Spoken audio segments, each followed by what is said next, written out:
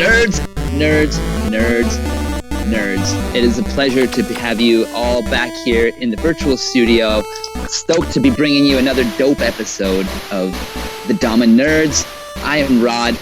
I'm sitting here on a dock in Canada, about to talk some DAMA shit with my good buddy MJ, like always. How you doing, MJ? Yo, nerds! Dude, I'm super stoked for this one. It's been a while. It's not just the coffee and the caffeine from this morning, but what's up, MJ, the second nerd?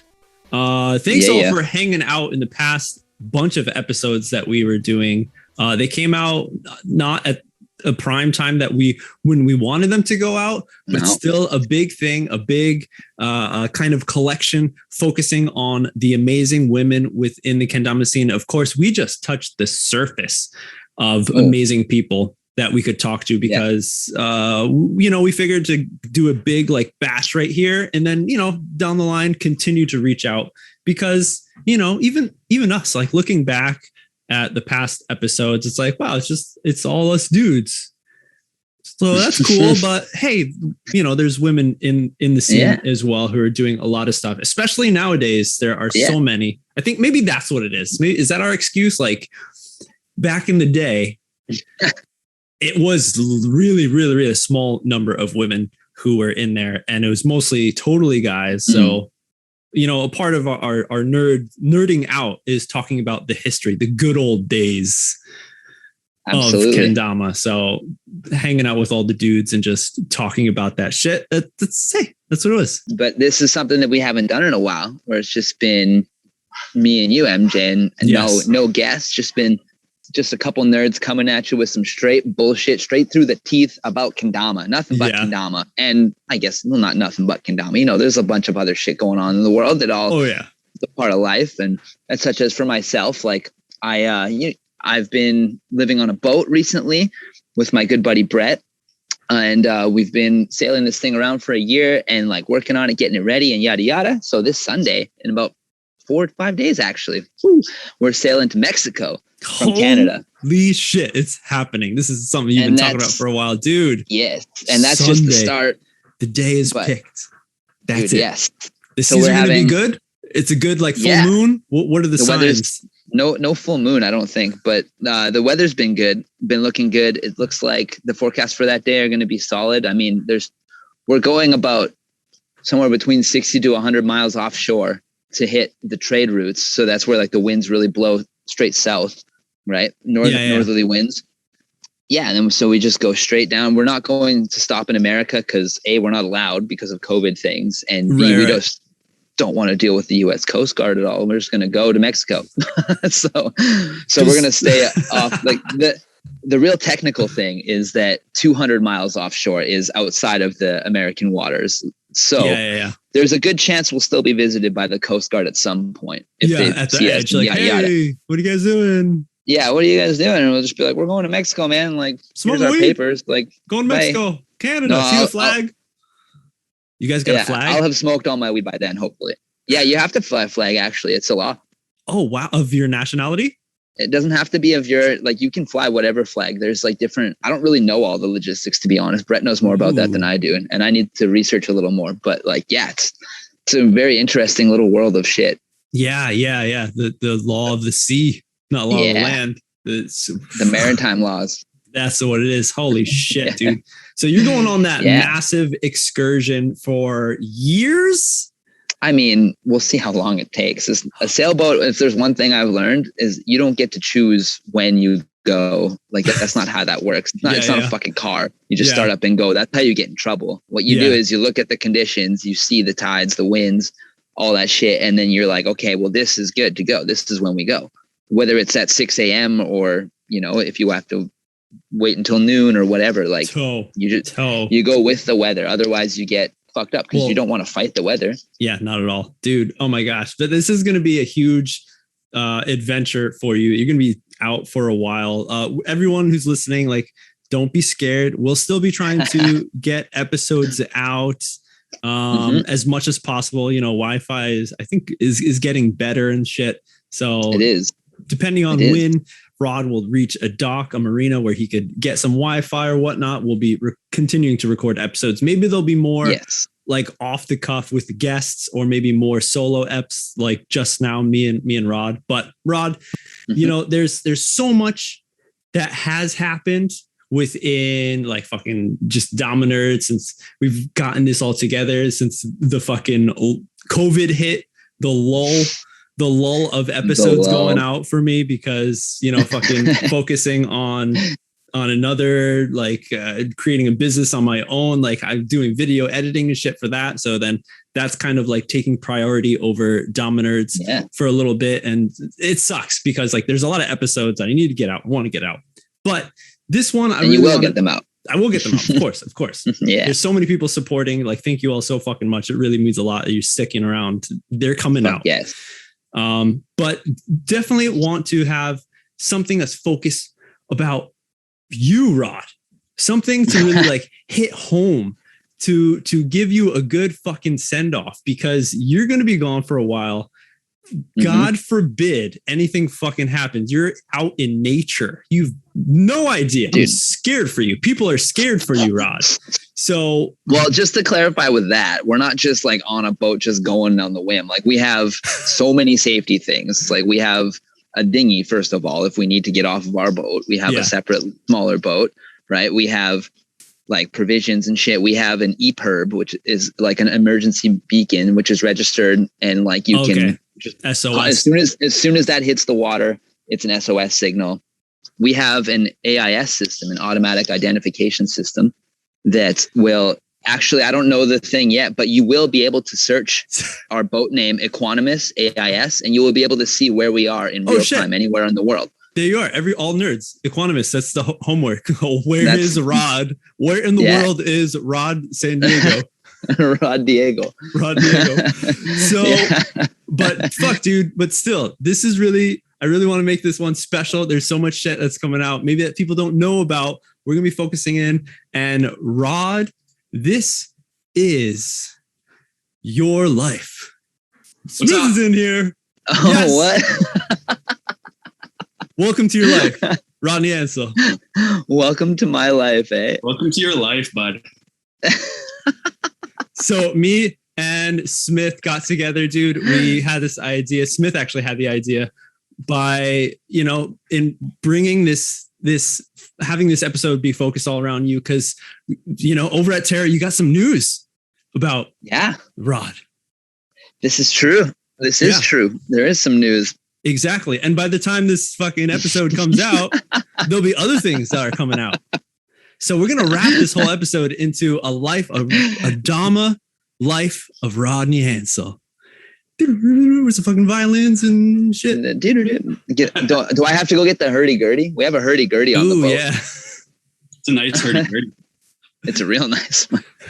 So Smith is here, of course, your almost, I guess, boss, friend, step-in bandmate for a little bit. Not really. Right? So much shit. So let's hear it, Smith. How was it when you first met Rod? Let's dive deep into what was it like? I mean, we would have first met playing in bands. It would have been at a show for sure. Yeah. Some grindcore, black metal. It's more like metalcore, not really grindcore. All right. Like, little Kill Switch Engage. Yeah. Classic mid 2000s kind of weird metalcore. Yeah. God forbid. You know, we're both bass players, so I feel like we kind of had bass player camaraderie going on a bit. You know, everybody else, you know, they're not bass players. We're bass players. There's something special, definitely, with bass players. I don't know if you know how it is, MJ. I'm not sure you're a bass player. No, I think you're more a guitar guy, aren't you? Yeah. But I understand the bass player. Yeah. So, I don't know. I mean, we played some shows together. Just our bands just kind of became homies in general. Yeah. I remember I feel like we hung out once or twice, Rod. Like we went kicked it at your place once in the north end of Edmonton. Yeah, at that red condo I used to live in. Yeah. I remember there was one time you came down to Sturdy Friends, hung out for a bit, which was that's a whole other story. We had this really awesome tree fort in the ravine. Sturdy friend. So that's kind of where it started, at least. And then it wouldn't have been too far after that, actually, that we like ran into kendama. It was only like maybe a year or two later. Oh, I feel like a couple years probably, because we had like the whole tour and shit. And maybe it was all in a year. Who knows? Should have thought about this more before jumping in, I guess. But yeah, I guess the tour is a good point. So Rod played in a different band, but my band did it like a little, I guess, kind of Canadian tour. They were supposed to go as far as like Toronto, but long story short, I couldn't go on the tour. So Rod subbed in for me, and Rod, I think you played in like 3 bands on the tour. Oh shit! Band on the tour. Rod was playing something in. You were just like the backline bass player. Well, I was for 2 out of the 3. The third band used my gear though because their bass player broke his shit. There we go. That was a crazy tour, man. We had a lot of good times. We made it all the way out to Thunder Bay, Ontario from Alberta, which is a long ways. If you guys look it up on a map, it's a bit of a drive, and we're out there. And that was like basically when the tour ended, because the headlining band, they were called The Fortunate. Not my favorite band ever, but they were the headliners and they needed a bass player. So I said I would do it in order for the tour to happen, basically. And then they dropped. So a bunch of the shows started dropping, and then everybody just kind of decided to drop. Unfortunately, we drove home, but we had a hell of a party in Ontario before we came back. Holy. In Falcon Ridge, I think was the name of the town. Those poor townspeople had to deal with us for a day. You were raging in Falcon Rage. Oh, buddy, there was some stories from that. Holy shit. Okay. Okay. So but I digress. you guys became friends through music. Now we know that a lot of kendama people get into kendama because of extreme sports or something. Here it is more of maybe extreme music, another extreme thing in the world that we're all down with. So then you moved into kendama. Now I believe there was someone, a pinnacle person possibly, who showed you guys kendama, right? Wasn't it someone who showed it to you? Yeah, I guess a friend of mine showed it to me. And then another mutual friend, Brett, who I know you guys have talked about on the show before, him and I found a couple kendamas for sale. It was kind of like our origin story, I guess, where we first got them. Yeah. And I feel like it was like pretty soon after, like once we actually owned one, because I'd kind of seen like the other friend, I'd seen his and played with it a little bit. But then once I actually had one of my own, Brett had one. And I feel like, Rod, you got yours not too long after. You ordered yours online, was it? Or no, Brett went. That was right around the time Brett went to Japan, and he fucking brought me an Ozora back. That was my first one. So you got like straight from the source, straight from the motherland. Yes, I did. That white package, sky blue goodness. I mean, by that point, it was like, I know I've kind of told the story before, but a lot of our friends had them. So we were all kind of pushing each other, just trying to get better. And, kendama was pretty basic back then. We were still nonetheless like trying to grind out some tricks. Started doing like some contests around Edmonton. And I guess right before that, you would have moved to Calgary because Rod was in Edmonton. Yeah. It was right before that all kicked off that I moved to Calgary. Yeah. Yeah. We had started up like Terra Kendama, a friend and I. And so we'd gotten to the point where we'd made some kendamas. It was kind of working as a little mini business. And so we thought we'd find a team. And so, Rod, do you remember there was a day, I still remember, where I drove down to Calgary and we were just going to go hang out, film. And I think you and Eric were over at that at Kristen's place that she was renting. It was like just south of 17th there. Yeah. And I remember I like brought a couple damas that I had made, and like I remember the day that I asked you guys if you wanted to join and like basically at that point be the Terra Pro team. Yeah. No, I definitely remember that because I remember we went filming that day, and I remember like grabbing that Purple Heart Ken and just like doing some kind of lunar trick, and I was just like, yo, what the fuck? That was so easy. I was all hyped on it. Right. Like those fresh. And then like no other Ken was like a Purple Heart Ken back then. It was like, no, that was like, you'd never seen a purple Ken back then. So I think that was the day that we were oh shit, I can't remember the names of the rivers in Calgary. The Old Man River, the one that's like further up north, where we were with Eric. We were down by the river, like kind of next to this bridge. And it's not like a really crazy river, but it's like, you know, a bit of a fast river. And there's this like inflatable boat going by. And all these people are like in this boat on this little trip. And Kristen's with us. And it's like one of her schoolmates is on this boat. And so they turn and they start waving at us. And we're like, oh, hey, like, that's so-and-so. And everybody on the boat's like, hey. And they're all waving at us. And we're all dude. Down. And the boat's just cruising along. It's like this big inflatable kind of like buoy raft. And it just goes straight into one of the posts of the bridge. Oh, dude, it like, fucking flipped. Those people were off that boat. That was hilarious. And that was the Elbow River, by the way, not the Old Man. The Elbow. Okay. That shit has some force.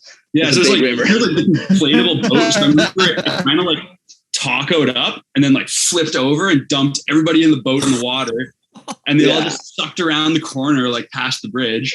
Yeah. And we're sitting there like, whoa, like what do we do? Like, do we like call somebody?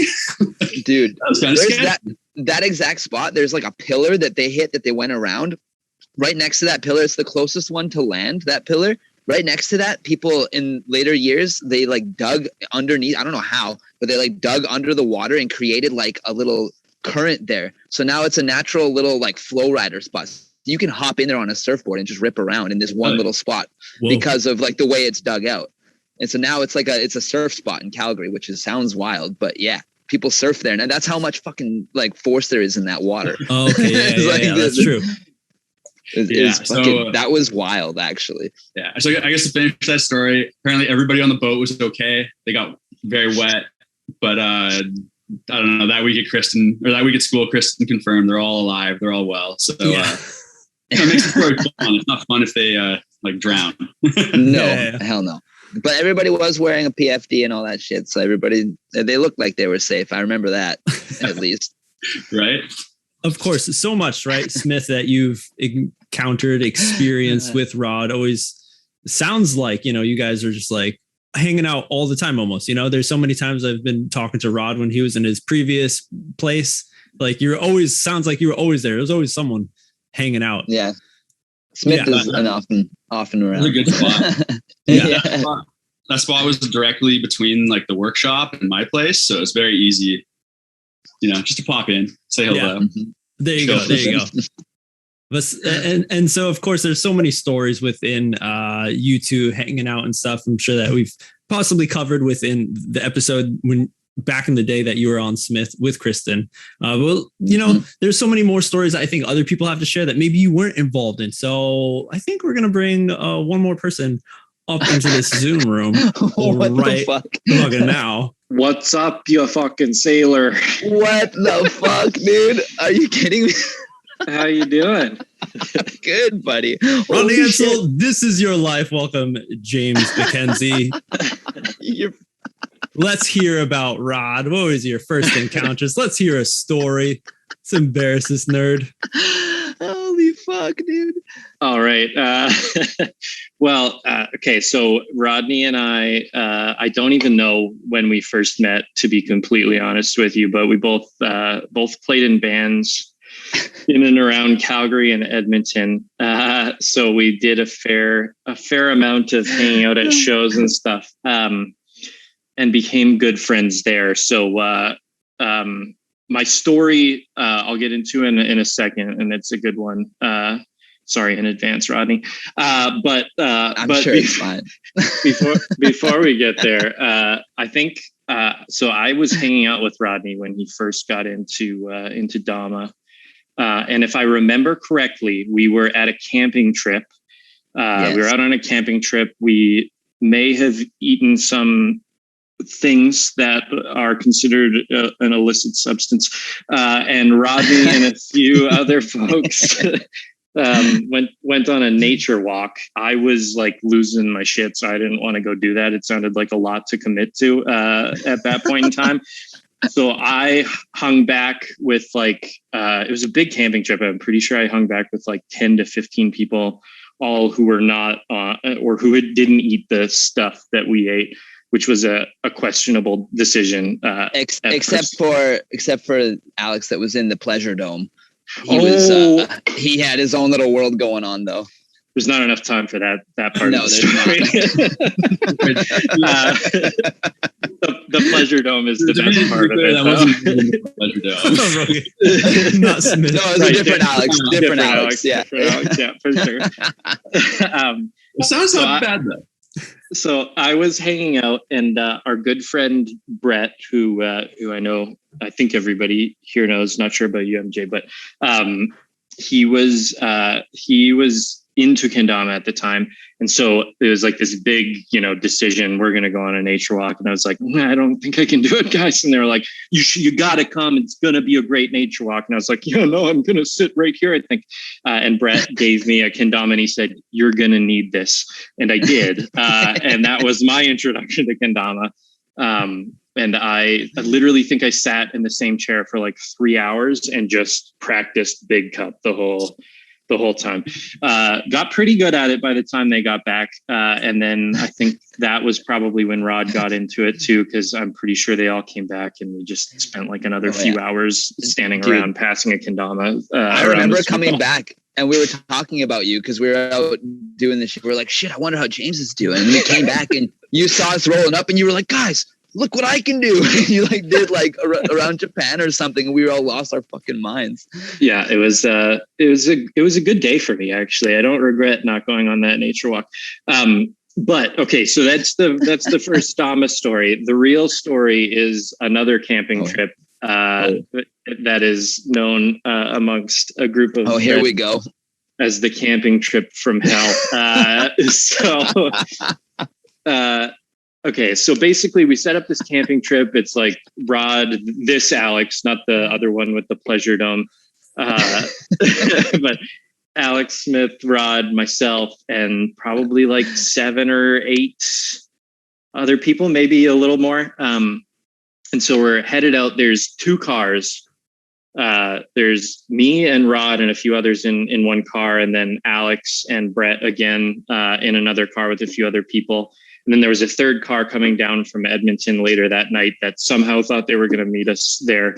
And I was like, guys, I don't know where this place is. First time going. I don't think you're going to be able to find it. I don't even know where it is. And they're like, yeah, we got you. We'll get there. Stupid idea. Anyways, so we're driving out. It's the 2 cars. We get to the point where you turn off the main, not even the main highway, like the secondary highway onto a dirt road, and you drive for like an hour down that dirt road.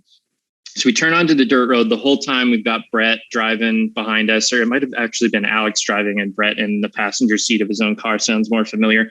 And we're going, we turn down the dirt road. We're driving for like 10 minutes. And then I look behind me and it had just started to get dark before we turned down the dirt road. I look behind me and I don't see the car that I think I should see.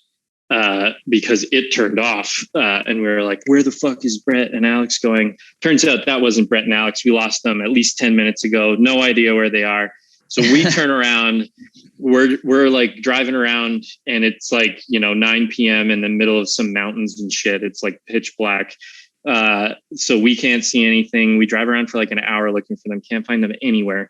So we decide to drive back into cell reception in hopes that we can find car number 3. Miraculously, we do. I don't know how. They're like, as soon as we get back into reception, there's like, I've got like 30 voicemails. I'm sure everybody else does too.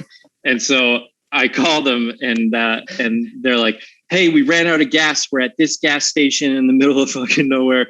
My phone's about to die. Come find us. Bye. And so like, what the hell? So we go find them. They're in like, there's 3 of them in this little, like, I think it's called the Saturn Ion, if I'm not mistaken. It's like a 2-door sports car. And they were just planning on sleeping in it, the 3 of them, until the gas station opened up the next morning. I told them, don't come down after it. Stupid idea. Anyways, so we're like, all right, well, we can't just sit here all night. We're not sleeping in the car. Like, let's round up and let's try and get to like the nearest town, find a gas station that's open. So we do that. We're driving towards a town called High River. And during this process, we're on a secondary highway. Speed limit's 80 kilometers per hour. I definitely wasn't speeding because I was a responsible 20-year-old who didn't do things like that. Sarcasm. And Rodney, so it's like a secondary highway, no shoulders. You got like one lane either way. And Rodney is in the passenger seat and he thinks, oh, this is going to be a funny joke, guys. I'm going to pretend to blow James while he's driving the car. Real funny, right? Yeah, and so Rod leans over and he's going to town. I mean, you know, all sorts of noises. And so we have a good chuckle, a good laugh. And then Rodney goes to get up because the joke's over. And now he's 6 inches from my crotch and it's uncomfortable. And what does Rodney decide is the best thing to grab for leverage? The steering wheel in a fucking 80 kilometer per hour car. Definitely not faster because I didn't speed as a young 20-year-old. Luckily, that's not the peak of the story here. He realized right away. I grabbed the wheel, tugged it the other way, and it's lots of words were exchanged. Yeah, for those of you who know Rod, who are listening to this podcast later, you may recognize this sound. Because he goes to grab the steering wheel and I yell like, what the fuck? And grab it from him. And this is the reaction from Rod. It'll sound familiar. That was the Rodney reaction. So anyways, we get past that part. We get to High River. No gas stations open. What else would you expect? We find some like Super 8 motel, I think it was. We crammed like 7 or 8 of us in one room with 2 beds for the night. So anyways, that happens. We wake up. I'm pretty sure there was a BB gun involved in somebody getting shot with their shirt off across a parking lot or something like that, willingly for whatever reason. Classic High River. Yeah. Fun fact, I went to high school there. I was going to say Rodney Phil's stomping grounds, right? Because you grew up in Pincher Creek or something? Well, no, I actually lived on a farm outside of a little town called Blackie, which was like a 20-30 minute drive from High River. So I went to junior high school in High River. So fun fact. Rodney comes from those freaking redneck roots, you know? Yeah. So anyways, the next day we get back in the cars, we drive out and we're like, okay, we're going to find them. We drive to the place where we turned off the highway.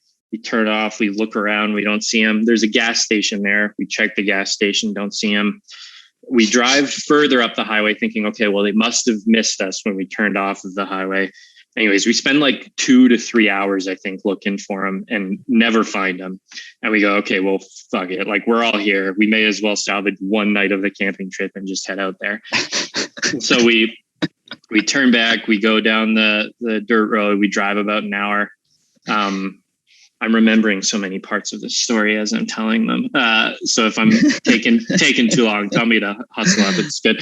But so we drive out there and it's not like a campsite. It's like a logging road. And we just pull off in the middle of nowhere next to a creek or something and set up our campsite. So we get there, we're loading out, we're setting up tents. The coolers are out. We've all got a beer. We're trying to put tent poles in tents. It's a mess, what you can expect. And there's like one like 2 to 4 man tent that really just sleeps 2 people comfortably. And then there was another like 10 to 12 man tent. And so there was going to be 2 people in the smaller tent. And then the rest of us are going to sleep in the 10 to 12 man tent because it's a big tent. It's a big tent. And so we're getting them all set up. We're hanging out. And then like this group of like 3 to 4 random dudes that look like 5 to 10 years older than us come like waltzing up this random fucking dirt road. No idea where they came from. And they walk up and they walk up and we're all like a little concerned, like, oh shit, are these guys going to just like beat us up or something? Yeah. Like, we don't know what's going on. They come up and they're pretty friendly, they're hanging out, they're talking, they're just chilling. They're like, hey, they brought a few beers with them. They're offering everybody a beer. So we're all hanging out, and we all get talking. And just so you guys know, Rodney and I grew up playing in like punky, metal-y kind of bands, for not wanting to get too weirdly specific about it, but definitely a heavy aversion to radio rock, or what I think is now called dad rock. Yes. Not into it at the time. And so these guys, yeah, I didn't think so. It's been a while, but yeah. And so they're all talking, and they're like, hey, what do you guys do for fun? We're like, oh yeah, we play music. Most of us there played in bands and stuff. And they're like, oh yeah, sick. What type of music do you play? And you have that conversation you have to have with everybody who finds out you play music. It's like, yeah, we play stuff like this. And you're like, oh, I've never heard that band before. Like, who else? And then you end up having to find some way to start at Nickelback and then explain how you're different from Nickelback. And so on that note of Nickelback, Rodney ends up getting in this like heated discussion with this one dude. And they're like, it starts out very calm, but Rodney's like, Nickelback, or I don't remember exactly what you were saying, but you're basically arguing with him that Nickelback is not a good band. So he's basically, Rodney is like calmly trying to coerce this guy back to the light, like Nickelback's not a good band. You should try listening to, like, you probably like stuff like this. And they're like, I think he's even like explaining why Nickelback is not a good band, as if that's going to have any fucking chance of working. Yeah. And so Rodney is getting like, and this guy was just like, I don't know, man. I just like Nickelback. I don't really know what you want me to do about it. I like Nickelback. You want a beer though? I like Nickelback. And like Rodney's getting really, really worked up over the course of this like pretty long conversation. It had to be at least 30 minutes long. I think what really got me worked up though was the fact that not only were they like doing that, but they were like turning our music off to put their own music on. Right. That's what really pissed me off. Was they like rolled up and we had music playing from the car or whatever, and they just like walked over to our car, turned the ignition off, and turned their own on. And it was just wow. The fuck, yeah, you're man? right. Okay, they weren't as nice as I made them sound in the first day. Oh, they Americans? Yeah, that's true. Must have been. Yeah, maybe.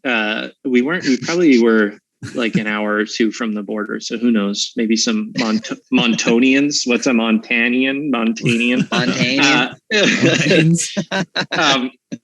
And so Rodney is like just getting more and more worked up with this guy. And eventually he's like, but like just kind of walks away from the conversation, comes over to me. I'm sitting on a cooler because I never pack well for a camping trip, so I didn't bring a chair. And he's like, hey, can you get up, man? I need to grab a drink. So I get up, he opens the cooler and he grabs, I don't remember how many, but it was more than 3, probably it was less. A lot. It was a lot. It was like 3 to 5 beers, I'd say, at least. Solid 4. He's like, shoveling them into his elbow pit, and he closes the cooler and he says to me, but he makes sure he says it loudly enough for everybody in the area to hear. He goes, I'm going to go hang out by the river and shotgun these beers alone because some people don't know when they're not welcome at other people's campsites. And Rodney storms off. And that's the last we see of him for like at least a couple hours. Oh, man. And so like a few hours pass. And at this point, it's like it's almost like full on, nighttime type of stuff. It's getting pretty dark. The sun's gone behind the mountains. We're in the middle of, and Rodney kind of stumbles back, obviously super wasted. Shotgun all the beers. He wasn't lying. He gave us his itinerary, and he stuck to said itinerary. And so he's kind of like swaying from side to side, can't really stand straight, definitely slurring his speech. This is a little bit beyond like party Rodney. It's like, it should somebody be watching in case he falls over at some point, Rodney. So he lasts a little while longer, not very much longer, but eventually he's like, I gotta go to bed. We're like, okay, Rodney, sure. And so he was one of the people that was going to sleep in the 10 to 12 man tent. And so he goes to open the door, and it's a real fucking struggle for him. And we're laughing at him. We're watching him struggle with zippers and falling into a tent like a moron. And it's a real good time. It's a good chuckle. He eventually gets in there. he zips up the door. Again, another struggle. We hear more struggles with zippers. I assume pants or sleeping bags. I don't know. There's lots of like grunting and lots of rustling around. It just sounds like he's really struggling. And then and then within not even 5 minutes of getting in there, you just start hearing the most violent vomiting sounds you've ever heard in your life. Yeah. Like he's in the middle of the tent that everyone's sleeping in. And this guy sounds like he's having an exorcism performed on him. Like he's Emily Rose or some shit. I think I was. Yeah, it was worst. Not one of my proudest moments. So needless to say, Rodney sleeps in the 10 to 12 man tent alone. We make sure, I didn't personally do it, but somebody was good enough to go in there and make sure that he was, all the regular stuff, not sleeping on his back, make sure he's going to be okay. I remember I was face down. Oh, very face down. You go ahead, continue. It gets better. I only have the outside the tent perspective, so I am appreciating the insight from inside the walls. I don't believe I have the inside tent perspective, if I'm being real honest. You got the closest to, I guess. I think I was the one being exercised that night. If I the real Rodney emerged the next morning outside of the shell that was Rodney before. So we all have to find somewhere else to sleep. I think the 2 to 4 man tent ends up holding like 3 to 4 people, which it's definitely not meant to do. I ended up sleeping in the back of my Golf at the time and folded the seats back down. Anyone out there who's considering doing that with a hatchback, don't do it. It's uncomfortable. And then, so we had to drive back the next day. The rest of it isn't really about Rodney, so I'll breeze through it. But we had to drive back the next day. But Rodney, you missed the part though of when I woke up in the morning, because this is the part where my memory really kicked in, where I came out of the tent and I was never been more shitty in my entire life, and I was covered in my own puke. I was about to say, and puke was there. I had long hair. Oh yeah, he was. Oh, I slept in it. I slept in it. Yeah, spooning with his own puke. So sure, yeah. Yeah, but like I had long hair at the time, right? Like about shoulder length, like curly hair, and my hair was like literally like flat, like up straight up, because I slept on like with my face on the ground, like so it's just like solid. And I just like remember coming out of the tent and just being like that's all I could muster as far as speech. And then I was like, I saw the creek, heard the creek, and I went to the creek, and that creek saved my life, dude. That was the only thing, because I washed all that shit out. I just got in the creek. It was just I was going to ask, because I remember driving you home and you were surprised. Like we had the windows rolled down because if anyone's ever experienced Rodney gas, that was a thing back then too. But he surprisingly didn't smell or look that bad on the way back. So I was going to ask if you took the old shower in the creek there. It was necessary. Yeah, I appreciated it. I'm pretty sure. I'm sure I've apologized before, but I'm sorry. It's fine. We wouldn't. I wouldn't know what to talk about here if I didn't have that story. There's a picture on my Facebook, I'm pretty sure, of me in my underwear in a cut off Lamb of God shirt and a fucking blue hat with a fish through it with a beer bong in my mouth. And Ryan Griffith is holding the fucking beer bong. From that night. That was pre the shotgunning. But that's amazing. Yeah. Good time. Wow. Good time. The camping trip from hell. I can't believe you guys pulled James McKenzie in here. I haven't talked to you in so long, dude. This is amazing. I'm so hyped. A real pleasure to be included. So thank you guys again. Yeah, dude. Oh my God. Well, there we go. Fucking an amazing story. I think something that we can all relate to, because we've all done all these types of stupid ass shit when we were younger, when we thought we were the best, coolest, smartest people in the world. Like the wildest thing is that's like 20% of the story of that weekend, maybe. There's like so much more. The car I was in, at the end of the story, we still hadn't even found them. We were off on our own adventure, driving all over freaking southern Alberta, trying to figure out where the heck our friends were while not running out of gas and money. And a car blew up. We got impounded in Calgary. It was I'll just go through a quick rundown, bullet point list of some of the other highlights. So one of the 2 cars that made it to the camping trip was playing music and without the car turned on, because why not? The battery died, and I don't know if you've ever tried to convince an AMA tow truck driver to haul you down a fucking dirt road for an hour before you get to a paved road, which still then takes you another hour and a half to get to any sort of civilization. But that happened. So there were like 5 dudes sleeping in my unfinished townhome basement that we were renting at the time, in a heat wave of all times. At some point in your story, you said you convinced them to not sleep at the gas station because that's a bad idea. My car slept at the gas station because we had no gas. and then like a sliver above empty with no cell reception. Way out in Kananaskis country. We slept right. We thought, why not just sleep right at the pump? And the lady opened the gas station in the morning and didn't think to wake us up. We wake up at the gas station. There's like a truck beside us. There's like people around. We're just a bunch of dumbass kids sleeping in Brett's silver Volkswagen. Oh my god. Oh my god! It was a Volvo, I think, right? The Volvo wagon. Yeah, the Volvo. Yeah. And then you guys went back to Calgary and parked somewhere downtown outside of Gabby's apartment, I think.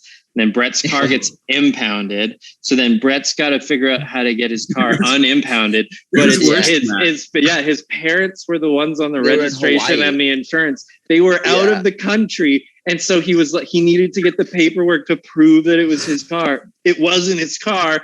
And then he's like, well, my parents are in Hawaii. So it took him like a day and a half to figure it out. God. I'm pretty sure he went there, had to come back to charge his cell phone again, went back, still couldn't get the car that day. So came back again and then went back to the freaking impound lot the next day. We were like sitting in a parking lot on McLeod Trail trying to like charge off some like parking lot plug-in. Oh my god! You know what? It wasn't Gabby. It was Aaron. I can't remember her name. Nicole. Aaron. Yeah. It was Aaron. We parked in the guest parking at her condo, and the condo manager saw our car just full of camping trash and thought it was like abandoned, and so he called to have it towed. To be fair, Brett's car, I don't know if Brett has a car now and if he does, what it looks like, but at that point in time, you should see it. At that point in time, Brett's car was always a bottle depot. It was literally like you couldn't get in the passenger seat to sit down without moving like probably tens of dollars worth of returnables out of that front seat. So James, one day we can write a book. It'll just be called How Not to Go Camping. I mean, it sounds like this could have been like a fucking movie, a 3-part movie, following each of these cars where they like intertwine stories and shit. Yeah, there's like, me throwing up in a tent, and it's like, meanwhile, Alex and Brett are like in a fucking parking lot trying to call Hawaii. Fucking exactly. Yeah. Oh god, we drove that silver Volvo down so many logging roads trying to find you guys. What a weekend! Best part is I drove to go camping like a month or two ago, and we drove past the actual sign for the campsite that was the name that I gave you guys. Nowhere close to where we were. Really? Yeah, nowhere close. Oh man, that's awesome, man. Shit. Well, I think we got some more surprises. Yeah, we've been fucking 30-40 minutes into this. There's just so much that we heard. Thank you so much, James McKenzie, for jumping on, giving us an amazing story about Rodney from his home roots, or should I say the farm roots, over to the 20 years, the slapping, the fake dick sucking, to barfing. I mean, amazing stories that will go down in history, burned in your memory. Thanks again for having me on, guys. Appreciate it. Of like the puke solidified mohawk. Oh, dude.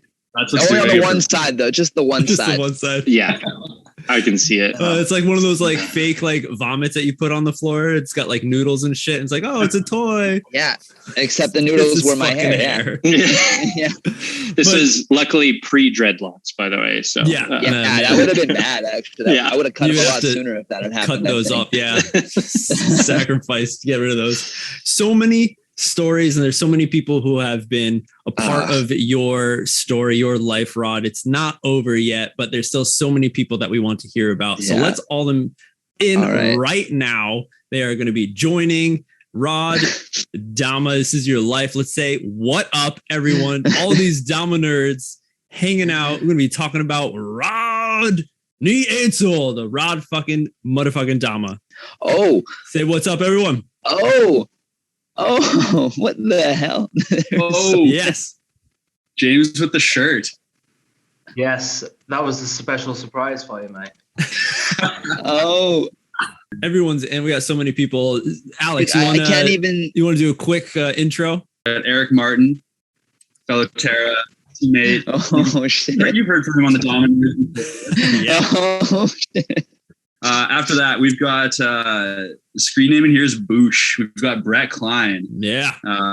Fellow sailor. The guy on the he's over there. On the boat right now. He's looking at Brett. He's gonna have to come over here to get the Wi-Fi. Yeah. After that, we got James Thorsteinson, Thorntons, OG Victory Kendama. Yeah. Daniel Robinson in the house. Woo. Yes. Long-time homie joining us for a story or two. We've got the one and only Mr. Sour Mash. We are. Yeah. We've also got Craig Lankis, another one of the Terra teammate homies. Yeah. Yes. I was gonna say actually, like half of this room is like ex-roommates of Rod. There we go. Right. We've gotten intimate. I'm so Rod sorry. At one point, so sorry, another. you guys have all gone through that as well. So sorry. Yeah. There's even a couple people who couldn't join us, but sent a little audio recording in. Yes. Oh, so, shit. Be excited to bring those up. At some point here. Yeah. Exactly. All right. Everyone, thanks for joining. It's going to be a good one. We're going to continue to dive in and learn about Rod even more. So let's kick it off. Rick, fellow teammate, fellow pro in the Terra squad. Let's hear your story of Mr. Ansell. All right. So first off, I'm going to start off with the good old how I met Rodney. Good old situation in itself. Long story short, or like medium length. I was seeing a girl that was mutual friends with Rodney, and she just mentioned like, "Hey, I'm going over to these people's house. Like, you want to come and hang out?" So yeah, sure, why not? I got nothing better to do. So I roll up, and all of a sudden I see this big old dreadlocked freaking maniac just ripping down the road on a skate, just booming. "Hey, I'm Rod. I just learned how to no comply laser flip. You want to see?" And yeah, so that was pretty much the start of me and Rodney's friendship. I hung out inside with him. He showed me his no comply laser flips. We, just chilled, ended up getting like nice and baked, and it was just all good times. Nothing but ups from there. I think eventually I ended up moving in with Rodney at the house I went to visit. James was living there at the time, I'm pretty sure. Curtis was living there. Yeah. And yeah, that was kind of how the Dama shenanigans started. And you were you a founding member of Kendama Edmonton? I was there from like pretty much the get-go. I definitely wasn't like in Edmonton when Kendama Edmonton started, but I was close and we were hanging out and we were filming. And I think like the first KE edit I was in was maybe like number 3 or something like that. Like it was some of the early, I was definitely not from the number 1, but I was there for a good chunk of the time. Yeah, we had a good, there's a good like real OG Alberta kendama scene. Oh yeah. Yeah, we did well. Held a couple contests, and yeah, it was sick. It was good times.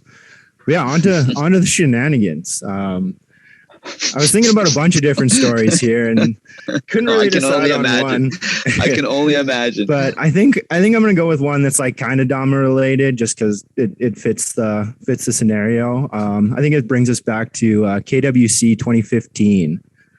And so it's after the event, and if you've heard about KWC, we always have like the sake party afterwards kind of thing. They bring out the big old barrel, smash it, and you better finish that sake because it's disrespectful if you don't. So we were nice and loose, and at one point Rodney decided to grab another carton of sake. This carton of sake has baseball players on it. I think it's the Tokyo Carps. The Hiroshima Carp. Hiroshima Carp. Yeah. Okay.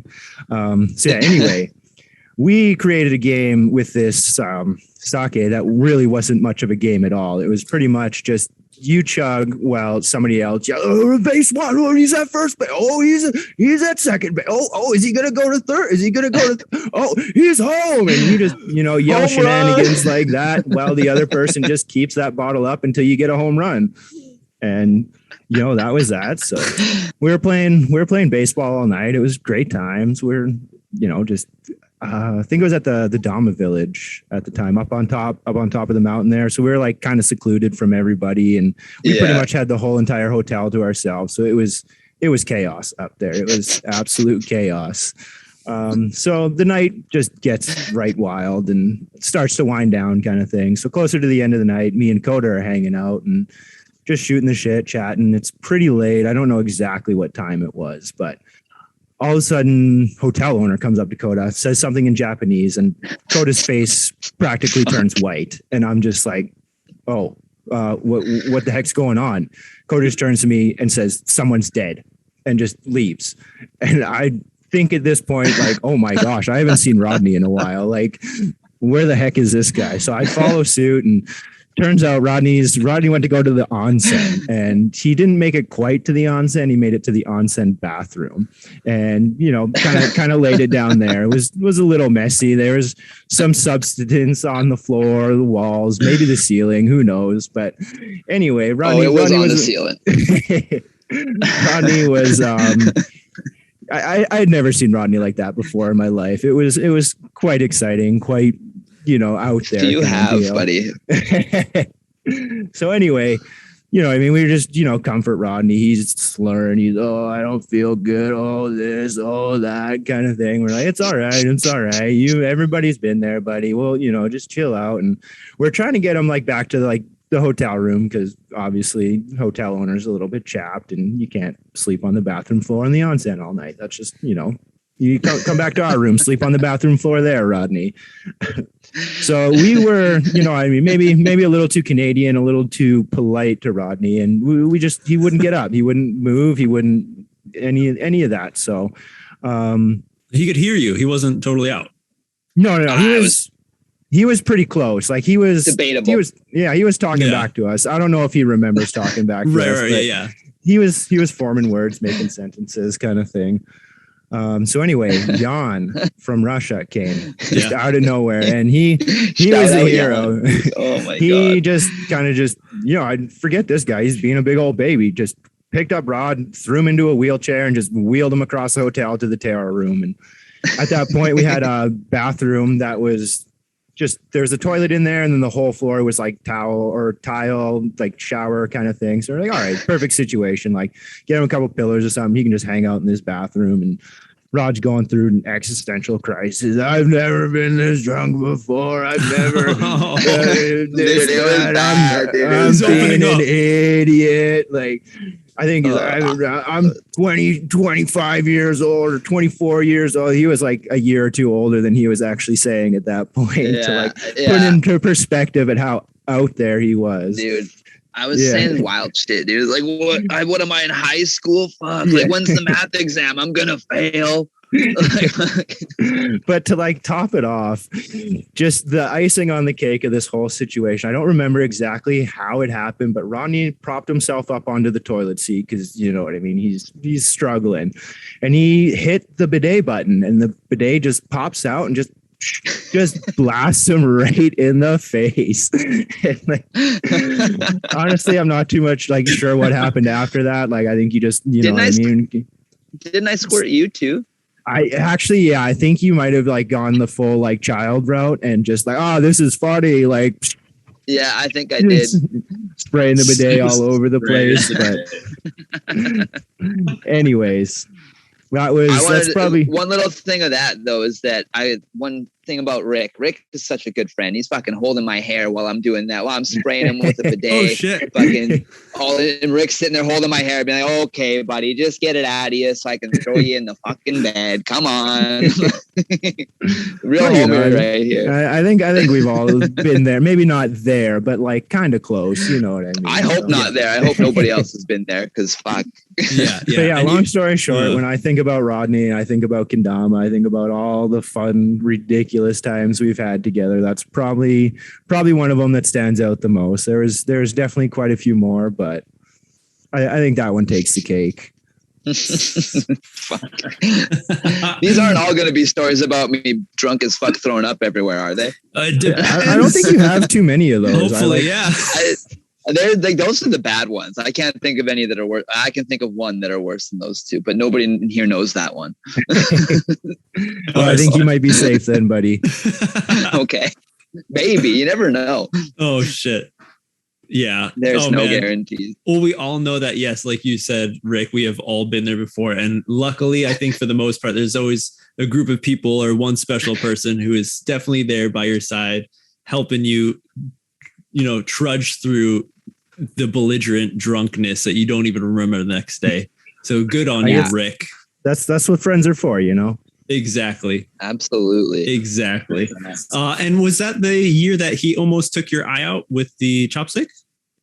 Oh, I think that might have been actually. What else are friends for? I don't know if we've told that story on here before or not. I think I might have. We've done that, yes, on your episode, Rick. So go back if you don't know what I'm talking about. We got a clip on the IG as well. Find it. Yeah. So thanks, Rick, so much for that awesome story. Can I chime in another story really quick? Oh yeah, let's hear it. Okay, I think it was the same year. This is the one time and the only time I have ever heard Rodney say, "I wish I would have eaten the McDonald's." Oh, dude. So long story short, me and BK, we love to rag on Rodney about not eating McDonald's. Rodney hates it. He doesn't like it. So the times we've been in Japan together, first thing I do is I hit up the McDonald's. I get myself a teriyaki burger and I just, Rod, try it. Come on, you'll love it, buddy. You'll love it. Teriyaki's so awesome. Anyway, we're hanging out with you, MJ, that night. We're at the Sioux Lab. And yeah, so Rodney, we're going out for dinner. Rodney's like, "Nah, I'm not getting McDonald's. Forget McDonald's. I hate McDonald's." And we're just like, "All right, we'll get some McDonald's." So I think it was me and Keith Matsumura. We went and got some McDonald's, and Rodney, he went and got some sketchy Sunkus sushi or something. It was a stir like that. fry, some noodles and like shrimp and shit. Yeah. Long story short, Rodney ate that and just got real sick. And middle of the night, one of those things, I kind of made the joke, "Oh, you should have had the Dons, Rodney. You should have." And he turned over, he looked at me, he's, I think you might be right, man. I think I maybe should have had the Dons.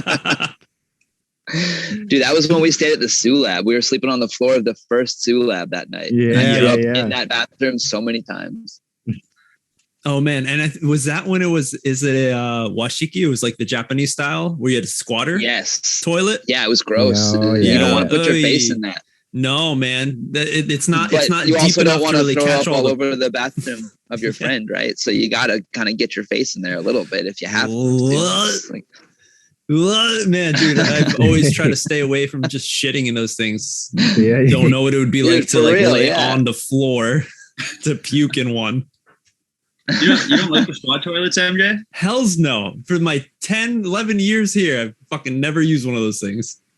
Really? That's so funny. We'll see how it goes. That's my streak right now. But Rick, good on you. Thanks for jumping Not on. Bad, man. Try it out. Yeah, sorry to throw you under the bus like that, Rodney, with all these great puke stories. But hopefully we have some others. Hopefully we got some other ones for you. I'm sure there's a couple that aren't. Yes, we got a bunch more people. So let's keep it rolling. So Rick, thank you. This is insane. Oh, you guys are having me, Alex. I think moving on through the list. Yeah, we've got James Thorsteinson. Often goes by Foreign Tons, known to a lot of the OG players. Victory Kendama was You guys sold some Damas back in the day. He's in Grimsby in the UK. For context, everybody. Welcome, James. What do you got? Oh man, yeah, we're going back many years now, aren't we? Too many, dude. Too many. Yeah, as you guys can probably tell, and I imagine most of your listeners, they will be like, "What's going on with this guy's voice and his bottle of water?" Get on potties. So here's an authentic one for you. But no, I met these guys just because we were the weird dorks posting kendama edits on YouTube back in 2010, 11? Yeah, something like that. And we was just like, "Oh, hey dude, that bird over the valley was sick."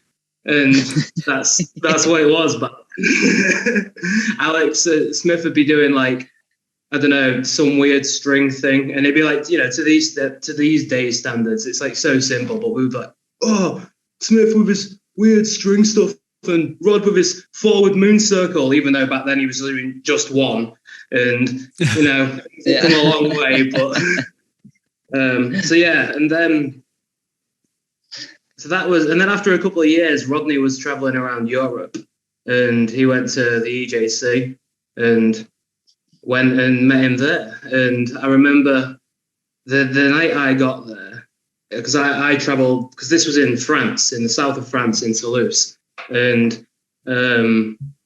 me and an ex-girlfriend of mine, we flew out, and we arrived quite late at night. It was about 11 o'clock at night, I think. And then we had to get... It was pretty late. We had to get the train from the airport into the city, and then to get the metro out to the outskirts of the city, and then through all the fucking loads of fields, because this place was across 10 fields. The place was huge.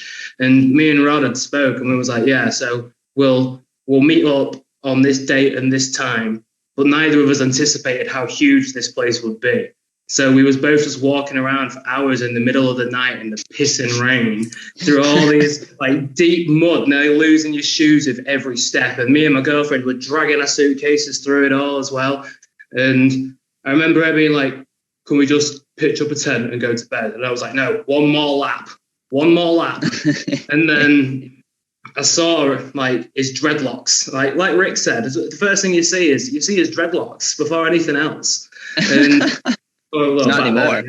No, yeah, not anymore back then. But I saw his dreads, and I was like, no, wait, it's fucking him. Rodney! And ran up, and he turned around, and lo and behold, it was him.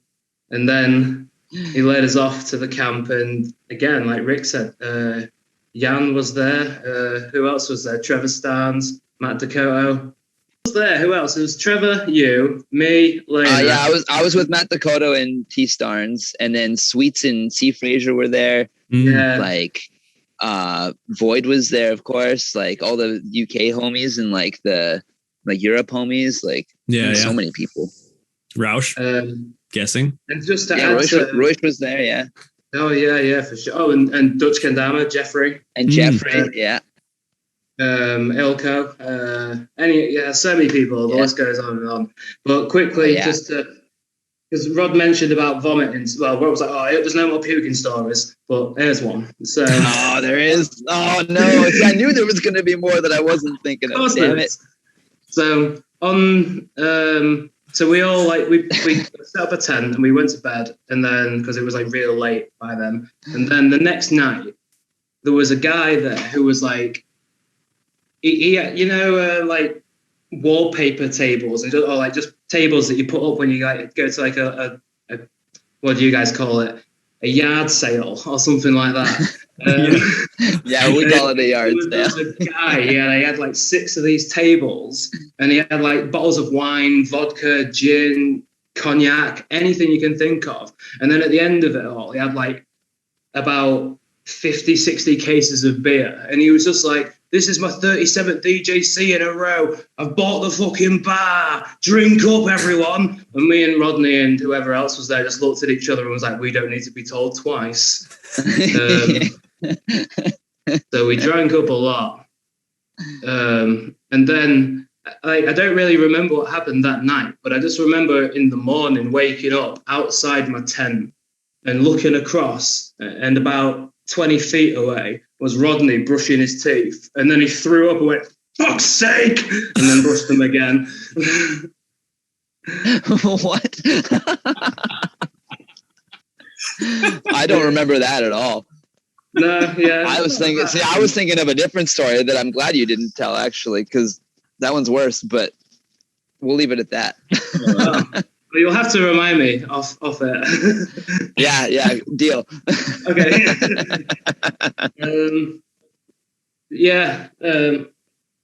And then I'll wrap it up quickly by saying, and then a couple of years later, I went to visit these guys in Canada, and then Rodney gave me this. Oh yeah, you have that. It's sick. That's a vinyl of the band Cold Craving that I moved to Calgary to play in at the time. Actually, with James. That was what, 2009, 2010 that I moved down. James, do you remember? Are you still there? Yeah, I am. I think it was around 2008. Yeah, 2008. Yeah. Cold cut combo craving, dude. It must have been closer to 2008 because I moved up to Edmonton in 2011, and I lived with Rod in between that time for a good chunk of it. Thorny, hold that vinyl up again. Yeah, that was the one that we recorded in Calgary. We recorded in Will's basement. Oh yeah, that was the one. Nice. I don't even know that I have a copy of one of those anymore. No? Well, there's one 6,000 miles away. Yeah, I'll come fight you for it. There you go. James fucking... Oh, we got two Jameses. Thorny, just so because you didn't know Thorny, James, who we were talking to here, is the one doing some of the vocals on that and guitar and shit. So, well, nice work, and nice for all y'all listening as well. Thanks. That late 2000s Alberta metalcore scene is really forged some connections through that. It was something else. It was a good time. Yeah, it's kind of crazy to think that like we met Rod through this, and by extension, like James McKenzie, Eric knows any of us like through it as well, like dating Gabby. Like, I mean, literally, like, I wouldn't have met any of these Dama players. Probably wouldn't have ever played kendama if it wouldn't have been for that one. Just like, yeah, I'll go hang out at this house tonight. Yeah, right. Yeah, crazy where things go. Like these little, some little event in your life that you would have never imagined how much it can impact you. Right. And continue to do years and years and years later until this day we wrap it all up to present to the world to hear the story of Rod. We're not wrapping it. This isn't an end. It's not a wrap up. Clarify. It feels like I'm sitting in on my own fucking funeral here. Yeah, I don't know. But it's a quick organization. I'm coming back until now. Yeah. So Thorns, thanks for hanging out all the way from the UK. It's late over there. Thank you so much, dude. 4 a.m. almost. 4 a.m. Oh, hey. You're a hero. The best. Thank you, dude. Yeah, good to see you, Thorny. Yeah, well, yeah, all you guys. Yeah, Rick, Alex, and Rod. Mash as well. If he's, fuck it, oh, man. There he is. I'm really tired. My brain isn't working very good, guys. So, but yeah, it's great to see you all. Dude. Thank you for having me. Cheers. Thank you. Yeah. Oh, of course. All right, Alex, let's move on to our next possible puke story. Let's hear it. Is it going to be? It has to be. Next up is Mr. Brett Klein. Oh, Strap in, folks. We have him. So I know you guys have talked about Brett before. I've probably known Brett definitely known Brett the longest out of everybody. We grew up down the block from each other. So since we were, I don't know, probably 12 years old.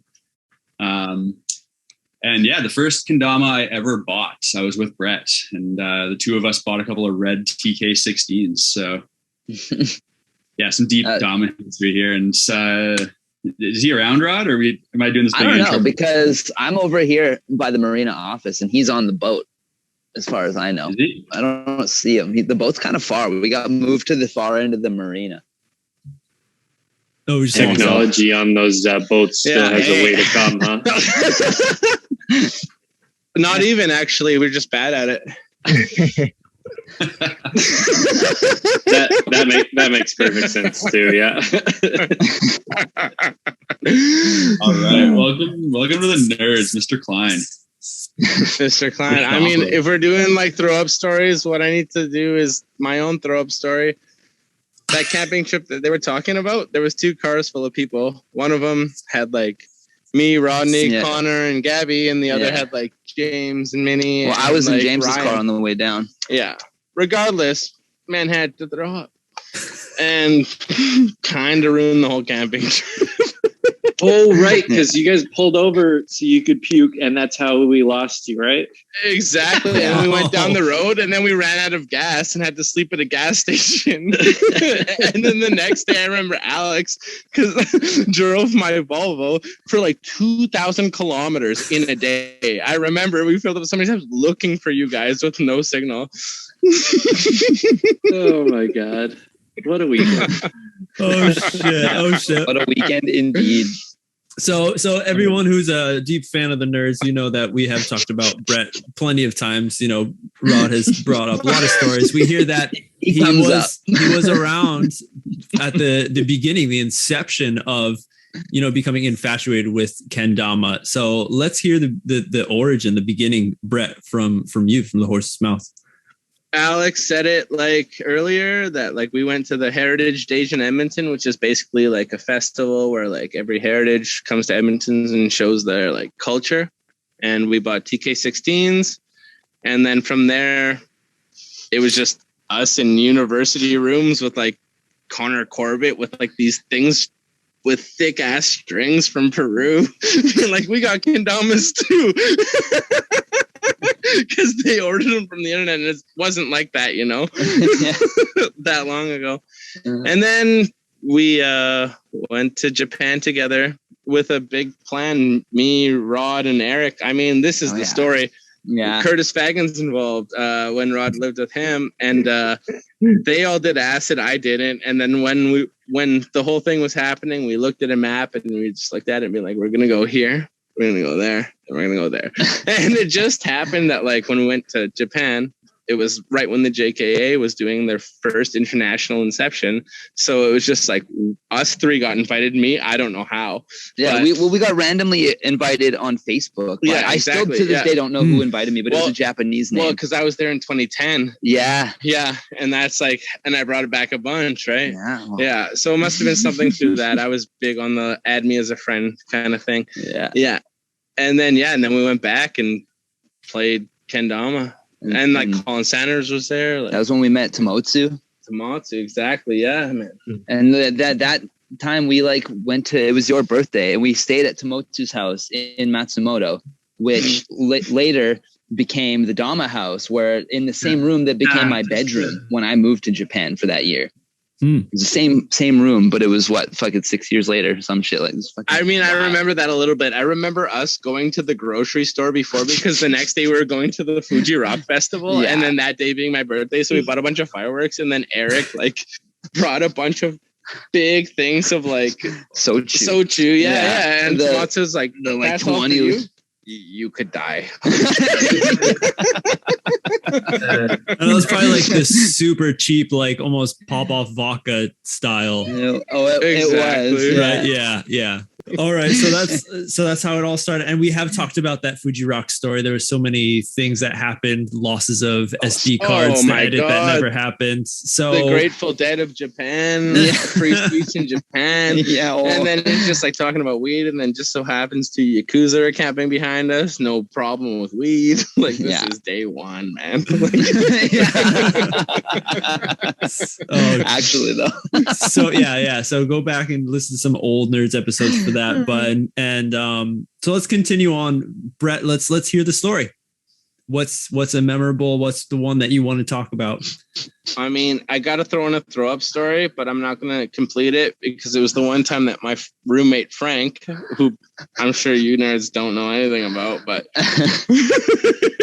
he got Rodney sick, and Rodney was just there fighting puking for so long, and he's just, I hate puking. He's just sweating, just like looking a mess. And then he did, and he was so bummed. And that's the story. A lot of puke stories today. Yeah, man. But how it all last little bit. Yeah. But how it all started, I guess, is just like us being shitheads in Edmonton. Like, I don't know, we're all drinking upstairs in Avenue Theater in our own bands, getting to do whatever we want. And the next thing I know, I'm in a fucking minivan with this guy who sees a gap. Like, I mean, if this is a car and this is a car, he's like, I got this, and just kick brakes a van into it. And I'm just like, dude, I've had to throw away a couple pairs of boxers in relation to Rodney. Yeah, like, not even with a handbrake, he'll do it with a foot emergency brake. Yeah. And that was the van, like, man. He's basically like Vin Diesel in Fast and the Furious or some shit. It's ridiculous. I had a bong on my lap though, buddy. Come on, Vin wouldn't pull that one off. Don Quixote. Don Quixote. Well, mine was Barb. Don Quixote was his bong. My bong's name was Barb. Right. But may they rest in peace. But yeah, after that, like, we just started hanging out. It's funny that we like never were in a band together, but now, I mean, now we're fucking kind of inevitable. You don't have a band together, but you got a boat together. Exactly, and too many instruments on it. So enough instruments to make a band for sure. Yeah, you got plenty how many of time. instruments do you guys have? How many instruments do we have? We have an accordion, we have a hurdy-gurdy, we have an acoustic guitar, we have an electric guitar, we have a bass guitar, we have a recorder, and we have a saxophone. And 2 synthesizers and an OP1. Yeah, 2 synthesizers. And Zach's going to bring an OP's dad. There you go. You just need like a glockenspiel and like a theremin, and you're set. Just play the rigging. Yeah, the whole boat's a glockenspiel, buddy. Yeah. And now you're going to get to know him a lot more. You guys are going to be spending a long time out in the open seas for a while. We're going to, after this is all said and done, there's definitely going to be another, an episode where we need a full rundown of the shit that has happened. Oh, dude, there will be, I'm sure. Dude. Okay, so thematically, we'll keep with it. Just from being seasick, which one of you has puked the most? Oh, me. Only me. Yeah. I'm the only one on the boat who's That's probably the best story about being seasick, to be honest. Yeah, it was. Yeah, it wasn't too bad, honestly. It could have been a lot worse. We were sailing to Tofino, and it was the first time we'd ever been in like the open water kind of thing, and it was like a little bit had some big choppy waves. Yeah, choppy waves. You know, we're going, had some swell. Oh, thank you for the blackberries, Julia. Getting fed some fresh blackberries. Yeah. But anyway, so we're out there and feeling kind of shitty. But I remember feeling good. We're out there, we're just loving it, enjoying it. It was so fun. And then I'm like, oh, guys, I'm hungry. I'm going to go down and make a sandwich. Who wants a sandwich? You guys want a sandwich? I'm going to go make a sandwich. I go down there and I stuck my head in the fridge just to grab the stuff. And in that moment, I was just like, oh, okay. I'm going to go back up on deck. And then it was just a slow, okay, I'm not feeling so good.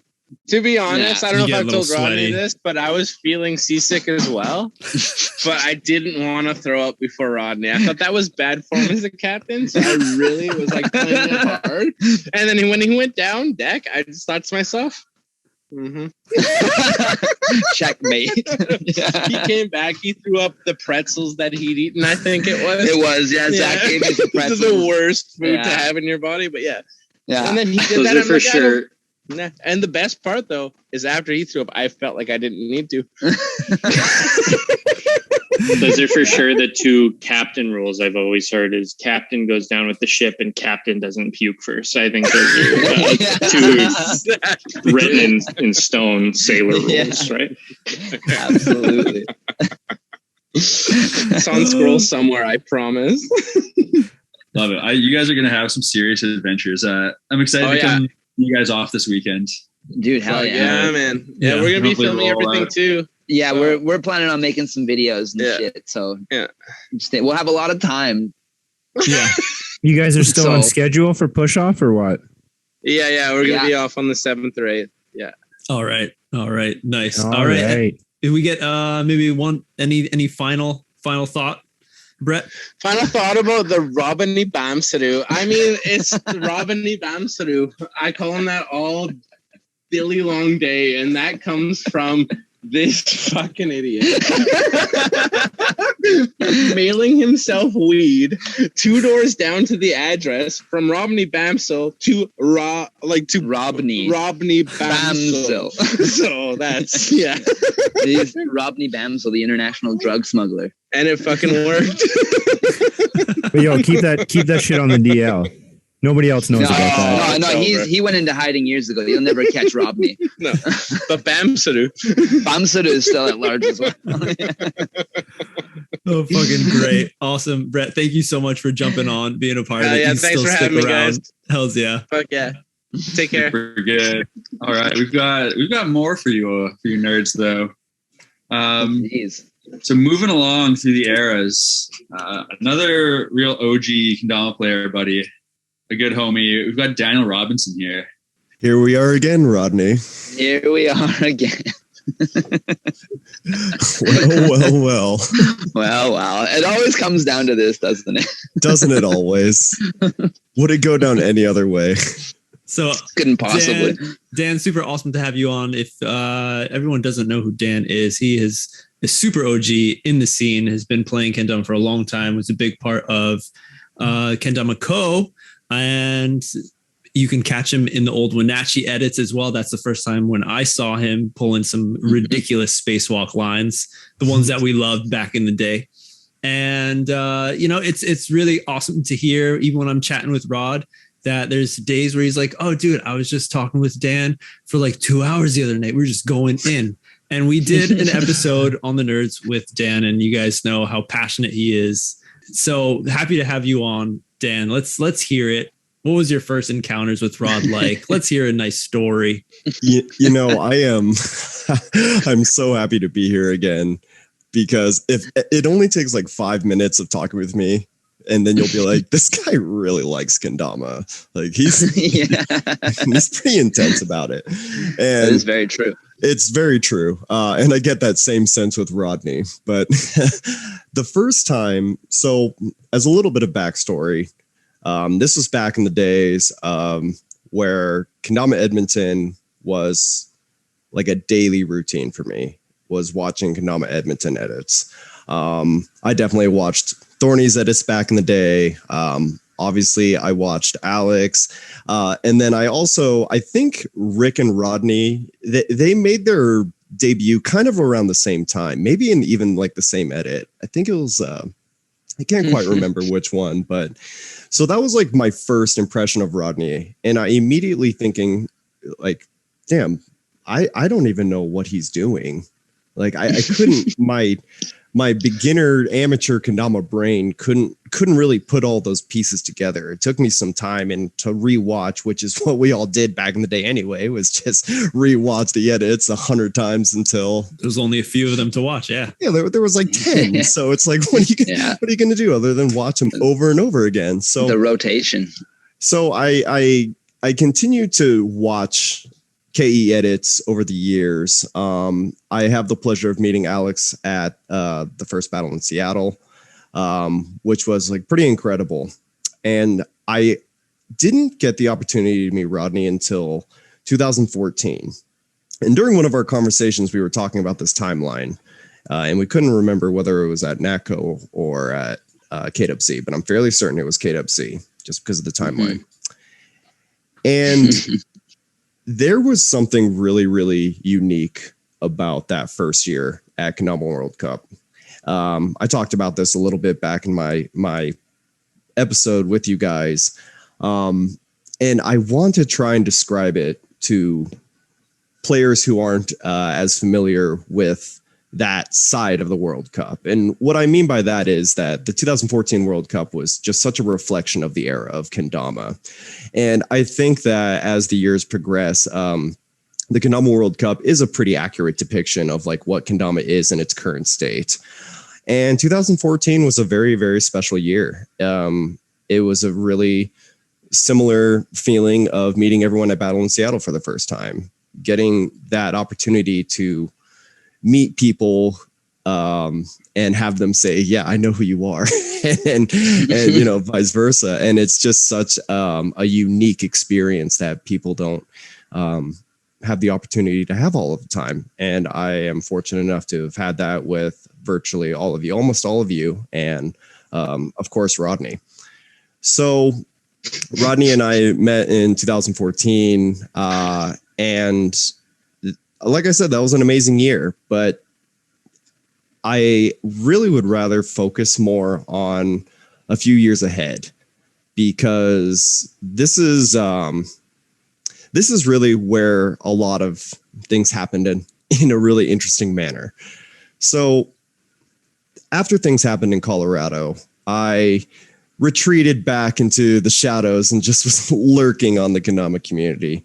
I talked about that as well. And I was kind of in this like in hiding kind of mentality for a long time, years even, popping in every now and then, but pretty far away from everyone. And then in April, I recorded the DAMA NERDS episode with Rodney and you, MJ.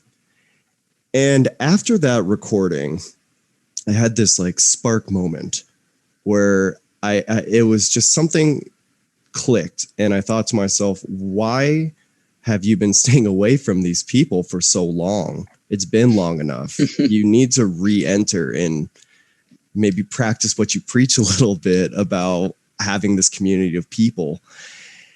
And so after that happened, I contacted Rodney and was more or less like, talk to me talk to me more. And we started just chatting, and this kind of started off just kind of spontaneously. And basically about a month after that episode, Rodney and I have been talking about everything from A to Z and everything in between for a long time now. We've had a lot of funny talks. We've had serious talks. We've had talks just about life in general and talks about kendama specifically. But what is really, really fascinating to me is how much of an impact Rodney has been able to make on my life personally in such a little bit of time. And I haven't even seen him in person for a long time. And that's just because that's who Rodney is. I mean, all of these stories, all of these feelings that they evoke, it's just because that is Rodney. You bring that out in all of us, and we're so lucky to have met a guy like you, and damn, like I wish I had a funny ass puke story, but like I was gonna say this is beautiful, D-Ro. This is beautiful. Yeah, dude, it's giving me it's warming my heart. Oh my god! Everybody loves Rodney. I prefer D-Ro puking emotion to me puking stories. So let's go with that. And of course, as per tradition, for all of our talks, in honor of this. Oh yes, your favorite shitty Canadian beer. Canada's shittiest beer. Cheers to that, buddy. Cheers to that. I have maybe is it American beer? I think Old Milwaukee. Maybe America's shittiest beer, one of them. Oh God, yeah, Old it's got to be up there. Old Mill's pretty good. I like it. Nah, it's not that shitty. I can't say that. But I think better than Kokanee. Oh yeah, absolutely. I don't drink it for the flavor. Just to Rod's character that we have like 10, almost a dozen people out here on like super short notice for this super sketchy idea that I pitched you. And yet all of you are willing to come and sacrifice a few hours of your valuable time just to. It wouldn't be the first time Rod's wasted a couple hours of my life. Not the last either, Rick. Don't you worry about that. Yeah, don't you worry, buddy. There'll be more. There'll be more. What Dan was saying about how much of a good lad Rodney is, just to kind of put a bit more weight behind that. Mm-hmm. I'd only ever met Rodney once at EJC. Yeah, we've been friends on the internet, but we'd only met once at EJC. And then I was going through a bit of a tough time, and so I said, we was talking, and I kind of flippantly joked to Smith and Rod, "Oh, I'm going to come to Canada and hang out," and both of them went, "Do it." And then I was like, "But I'm broke as hell. I can afford the tickets, but I can't afford anywhere to stay." And Rodney gave me his sofa to sleep on for a fortnight. So you know what I mean? Well, until my shitty roommate at the time brought some weird people in to steal the couch, and then we slept in my room, didn't we? Oh yeah, I forgot about that. Yeah, that guy sucked. How do you fucking steal a couch out of a house? Oh, dude, I didn't steal the couch. It was just like he invited some people in to stay, knowing that I had a friend coming, and just like they were all chilling on the couch. And I was like, well, like we're trying to go to bed. It's like midnight, and they're all just chilling on the couch. I was like, well, let's go sleep in my room. Yeah, so I slept at the bottom of his bed like his pet dog. It was only for one night. It was fun. Yeah, no, it was good. That was a good time. Fucking A. But yeah, definitely like you said it, Dan. Like Rod brings people together and he does evoke emotion. We see, of course, the dreads were the big kind of trademark of Rod. So to see them gone, like, you know, we all still see them, you know, we still see them on him. The weight is still there. You do you? But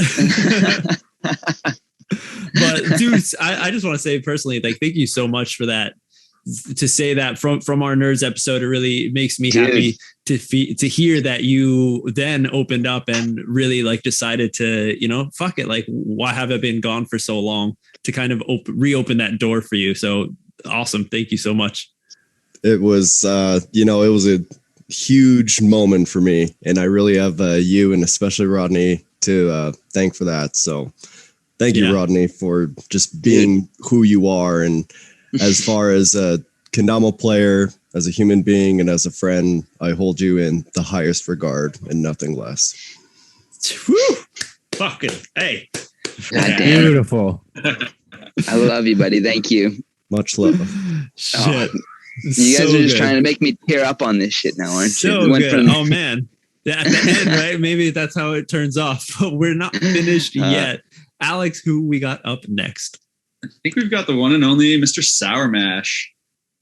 Here we go. We have Steve Pelickington. Mr. Sour Mash has been an OG, well-known painter of kendama paint back in the day, so much to the point where some people were like, hey, isn't this shit too sticky? Oh, you did it on a mash? Ah, I see. But nowadays, many people don't know that he paints a lot of tamas, and he's turned into one hell of a tattoo artist. So, Mash, thank you.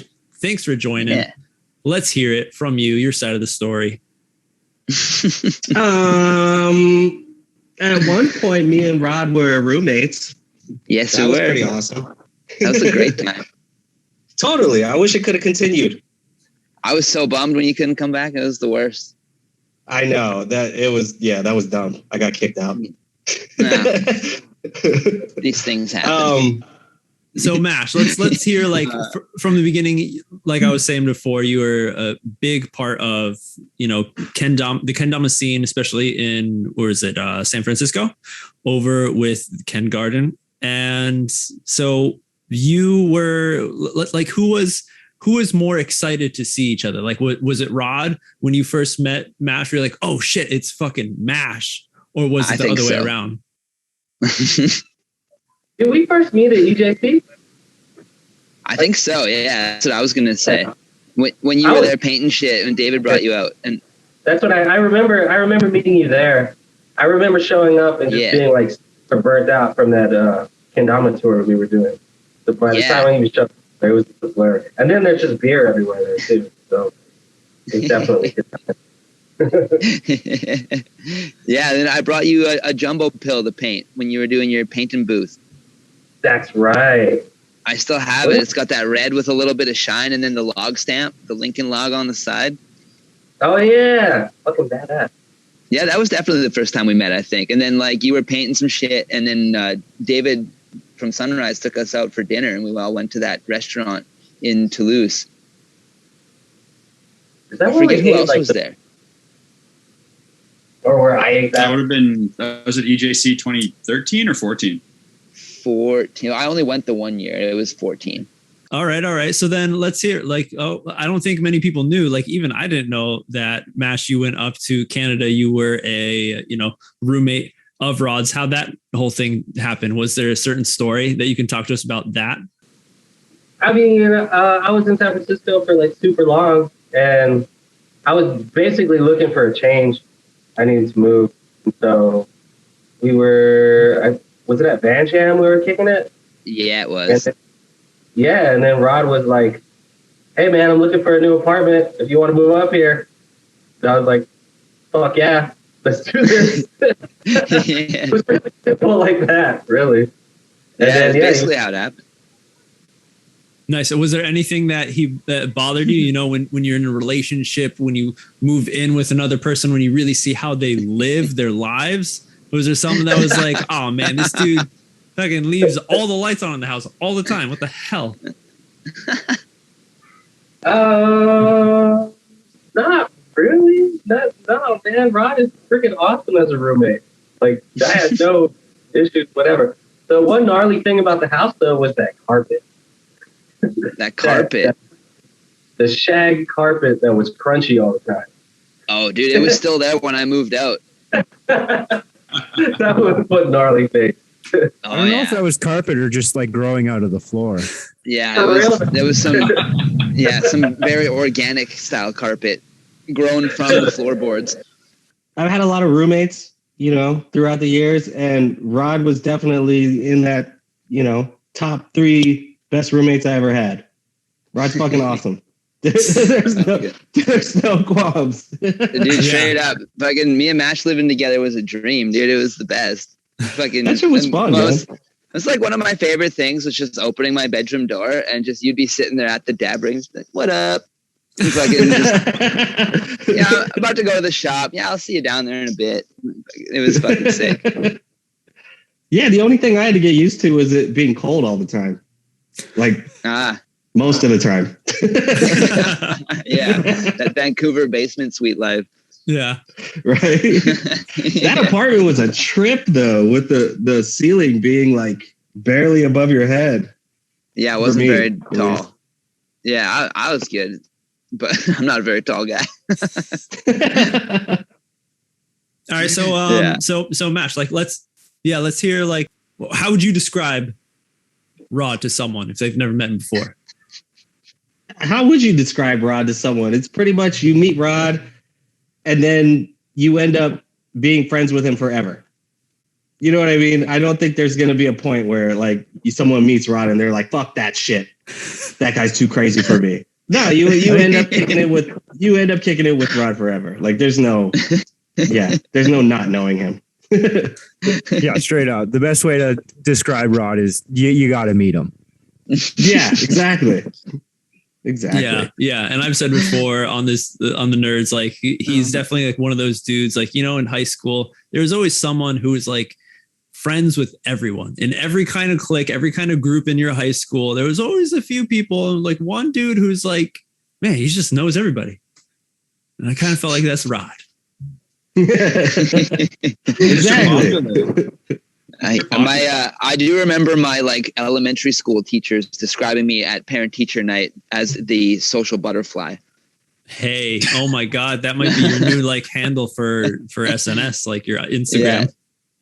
At _social butterfly. Definitely agree with that. There's no way somebody doesn't have that already. Not that I want it.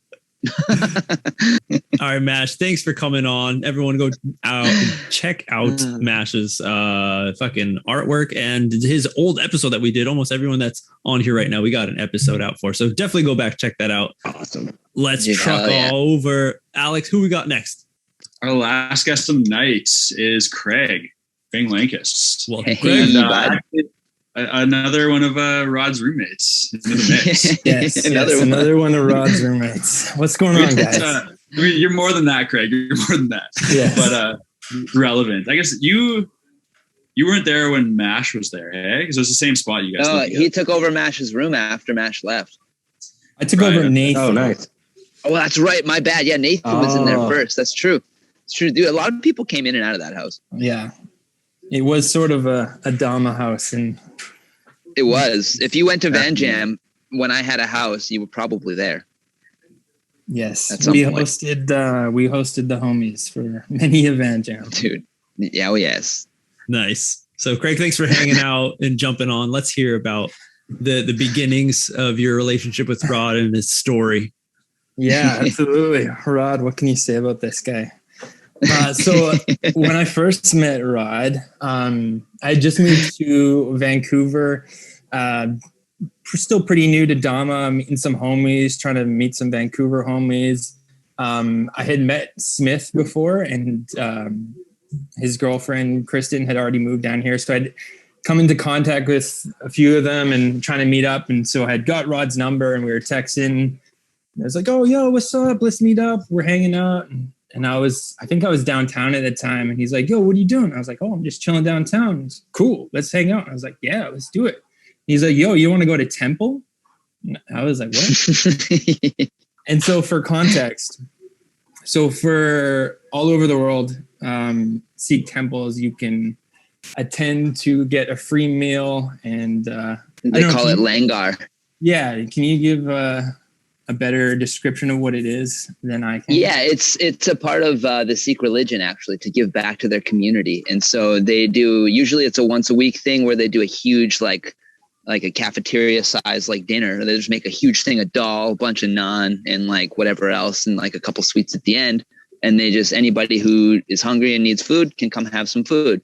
And all they ask is that you cover your head, because in their religion, it's the most sacred part of the body is the top of the head. So you're not supposed to like show that to the world, essentially, in their religion. So they just ask you to wear a hat, or they have like provided bandanas if you don't have a hat or whatever. But yeah, that's basically what it is. So there's like a temple in Vancouver that a lot of people would frequent, and I was going to pretty often because I wasn't really making much money, and to be fair, it's fucking good free food, good free Indian food. It's beautiful. Absolutely. Yeah, so I invited Craig. Yeah. He asked me if I want to go to temple. I had no idea what it was, and he kind of thought I understood that. So I was like, oh, maybe. And he was like, yeah, let's go, blah, blah. And I was thinking when he said temple, I was like, is this dude trying to like get me to go to church right now? Like, is he really like Bible thumping me super hard? And I had exactly the same experience when I visited. Exactly. Honestly, did you really? Yeah, do you not remember you taking me there? I do. No, I do now. Now that you say that, I do remember that. Yeah. And because the temple was at 7 or something, and it was like getting close, he was like really like, yo, we should go. Like, if we're going to make it, like, where are you? I can meet up with you. And I was like, whoa, this guy's really pushing hard. And like, I just wanted some food, man. I just wanted some food. I don't know, man. Maybe like, what is it? And that, I think that's when you clicked in, like, oh, this guy doesn't know what temple is. Yeah. Probably just thinking I'm the biggest weirdo. So yeah, I definitely thought that. Yeah, we eventually connected the dots, and we went and enjoyed a free, delicious meal. Because anyone that knows Rod, he is not one to turn down a free meal, especially a delicious one such as the temple. Yeah, great experience. If anyone has never done that before, I highly recommend. And tell your friends what you're going into before you invite them. Yeah. Maybe be a little more specific than I was. Yeah, so that's kind of how I first met Rodney. And then we became good friends and hung out a lot since then. And then we became roommates at a point. Yeah. And at one point, Rodney was actually working at a Japanese school doing teaching traditional toys for school children. So essentially, all these schools would come in as a field trip. And so they would come into this Japanese school, learn about traditional toys, do a field trip kind of thing, and then get a demo. And so Rodney was doing that pretty regularly, and they were getting busy. And so they actually asked if Rodney had another friend that could help come teach some classes. And so I was available at the time. And so I helped Rodney do some teaching at the Japanese school for traditional toys. And so it wasn't just kendama. It's like kendama, otedama, koma, all sorts of stuff. And so me and Rodney are giving demonstrations to the class and explaining which everyone is. And he was talking about the Ote Dama, which is essentially like a beanbag. It's just a beanbag you throw. And so we're kind of explaining that to the kids. And he's like, you can do whatever you want. You can juggle it. You can try and catch it on your foot. You can throw it at your friend. And he jokingly throws it at me. And then as soon as he did that, we both looked at each other like, oh, you probably shouldn't. Yeah, I opened the can of worms, man. Holy. Yeah. So sure enough, you can guess that when we went to demo time, it was just like assault of beanbags and craziness. it was fucking wild, dude. Yeah. Good times. That was a learning moment for me. Yeah. Yeah, it's those situations you quickly learn what to demonstrate, what not to demonstrate. Yeah. Choose your words carefully especially when speaking to children. Yeah, those were some good times at that Japanese school. Oh, they also hooked us up with like delicious lunch, like every single day. Yeah, it was beautiful, man. Yeah, they had a whole bunch of like Japanese, like the moms. There was a daycare as well that I would do performances for sometimes, but all like the moms of the daycare, it seemed, all worked in this little cafeteria, and it's basically Japanese home cooking, and they just give you fucking free lunch every time we did that. It's the best. I think they paid me like $20 a session, but I wasn't there for the money. It wasn't even that much. I was there for the food and the good times. Yeah, that was awesome. Just to finish off, I'm not gonna make you, but I'm gonna prompt you for a story that you can tell, or you can choose to save it for another time. Oh, maybe you've told the story. I really doubt it though. Oh man! Why don't you share the story of getting robbed in Roppongi? Oh, in Roppongi. Oh, that's a rough one. That's another not one of my proudest moments. We couldn't have a Rod episode without like razzing you a little bit, so I had to. Oh, dude, of course. I expect nothing less. I feel like I'm getting off easy, honestly. But okay, well, fuck. I guess I'll tell it. This sucks. But anyway, so we're in Roppongi. Everybody got robbed this trip, man. Mine anyway. It was another drunk Rod episode. Basically. We're in Roppongi partying. I remember like that might have been the night that Bonds almost got knocked out by a bouncer. That was crazy. There's this really big dude, and like Bonds and Fish were both like hanging out with this girl, and they were both like trying to hang out with her, like, you know, and like macking on this girl, to like both of them. And so they went outside to smoke a cigarette or something. And when they went outside, the bouncer like brought the girl back in, but wouldn't let Bonds and Fish back in. They got all mad. Whatever. Bonds looks at the guy. It's like, dude, you have an epic unibrow. Can I get a picture from my blog? Takes a picture, and the guy is like, what the fuck? Like, delete that. And so he deleted it, showed him he deleted it. But when he did that, it like went to the next picture, and it showed that he had more than one. So the jig was up, and this guy was pissed, and Bonds was running away. And he swung at him and like ripped his shorts or some shit. But Bonds ran down this alley, and Fish is like, what the fuck? And chases him down the alley, and like, they ran away, and they both got away. I don't remember exactly what happened there, but I'm on my own, and I'm just like, holy fuck, wild shit, whatever. And I'm like really drunk, stumbling through Roppongi trying to get home. And all I remember was like, just all of a sudden I was in like one of those sketchy massage parlors, you know, like in Roppongi, and I'm just like literally like stumbled into. How did this happen? Like actually, though, it was one of those like whoa, wait, just a goddamn minute. Like, oh yeah, I know. I've had that happen to me a bunch of times, man. I was just so drunk, and like they parked my car. This isn't where I parked my car. But anyway, long story short, I woke up in the morning and I fucking had about $300 less than I had the night before, and I didn't spend that much at the bar. And so I was just kind of like, fuck, that sucks. So thanks for bringing that up, Craig. I appreciate it. Love you, buddy. Oh man, so it was Roppongi. So that sounds like maybe after Catch and Flow, elusive. It was actually KWC. It was KWC. After KWC, it was like the Terra crew had a fucking Airbnb like near Roppongi. Tomosu was there that night. He was staying with us. We somehow convinced him to come in, and it was like so late he wasn't going to go home, so he just crashed in our Airbnb. Oh, dude, that was a wild time. Holy, we had wild man nights in Roppongi. That Airbnb was like one giant room that had like 4 king-sized beds and then like 2 pull-out couches. Yeah. So it was like all of us. Like Philip was there from Crom. Like, Jared stayed with us. Fisher stayed with us. Bonds, I think, probably stayed with us. Mm-hmm. He might have. Yeah. Bonds was there. It was, Jared Porter was there. 12 people. Yeah.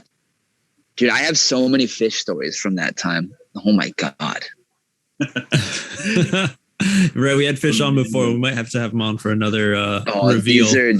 Yeah, maybe. We'll see if he's down because there's some Fish stories. Definitely has some Rapongi stories. That's for sure. Oh man. Woof. Well, there you go, Craig. Thank you so much for hanging out and for sharing that, or making Rod, unlock that story for us.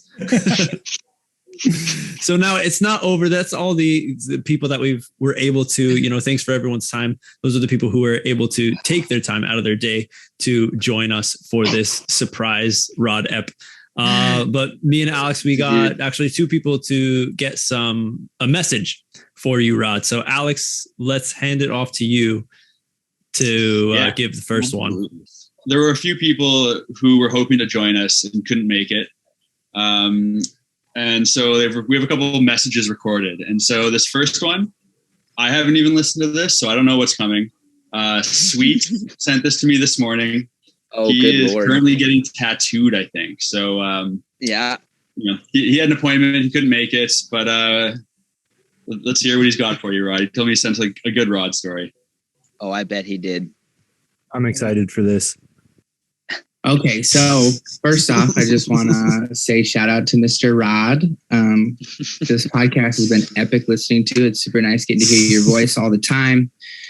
And it's what makes the podcast enjoyable. MJ, I love you too, but me and Rod have traveled the world together. It's really crazy. I'm super sad I'm not able to be there tonight to see your face and to talk stories, but there's not one person in the kendama world that I've traveled with more than Mr. Rod since the very beginning. When we went to EJC, those pictures just came up, and traveling to France was just one of the most insane things. We had T. Starnes with us and Matt Dakota, and we had gone to the EKO and Middlefart with their Chrome squad. And, since the beginning of my kendama journey, I've been everywhere with Rod, and Japan is no different. We've been to Japan 15 different times together. He's not together always, but he spent more time in Japan, but we've always had a running tally to see who's been there the most. So yes, we have. It's really crazy to think how many places we've been and the things we've seen together. When trying to think of a story, it's all blends together so much. But the one thing that kind of blew our minds the most was one time on that original trip, we were with Chris Bosch and we were staying in Matsumoto, and the gentleman who makes the Gloken Cup box is actually a famous guitar maker, and he had like a bouldering gym in his garage, and they knew we climbed and stuff, so they're like, all right, we're gonna go see this dude tonight. We're gonna go climb in his garage and hang out and have some fun. So that was chill. We got there, and this dude's garage is insane. I mean, Japanese houses are small, but this dude's was beautiful. Like, he must be one of the gnarliest guitar makers in the whole country, because his house is epic. The bouldering wall was nothing like nothing else I've ever seen. But then after that, we just been chilling a little bit, and then dude says, "Man, I got this package.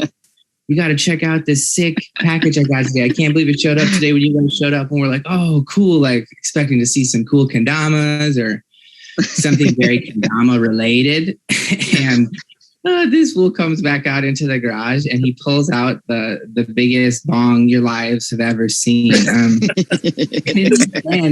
The devil's lettuce is very illegal and very not chill. And so we're like, me and Rodney are taken aback, because we know what this is. We've seen these things before, and we're like, what is this guy doing? And long story short, this dude, has his own stuff and makes really delicious cookies. And we were able to hang out with this dude for the night, and the rest of the trip of the KWC was a lot of fun because our guitarist homie hooked us up. So,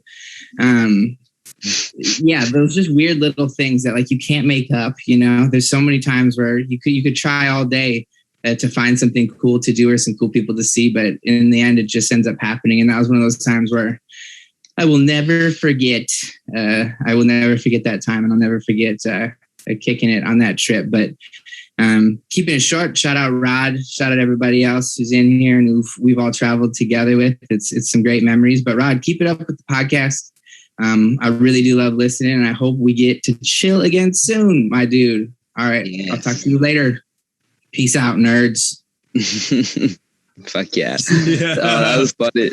That was amazing. Oh, dude. My favorite part of that story, though, is like the phrasing that he used when he busted out. He looked and he said, okay, unboxing.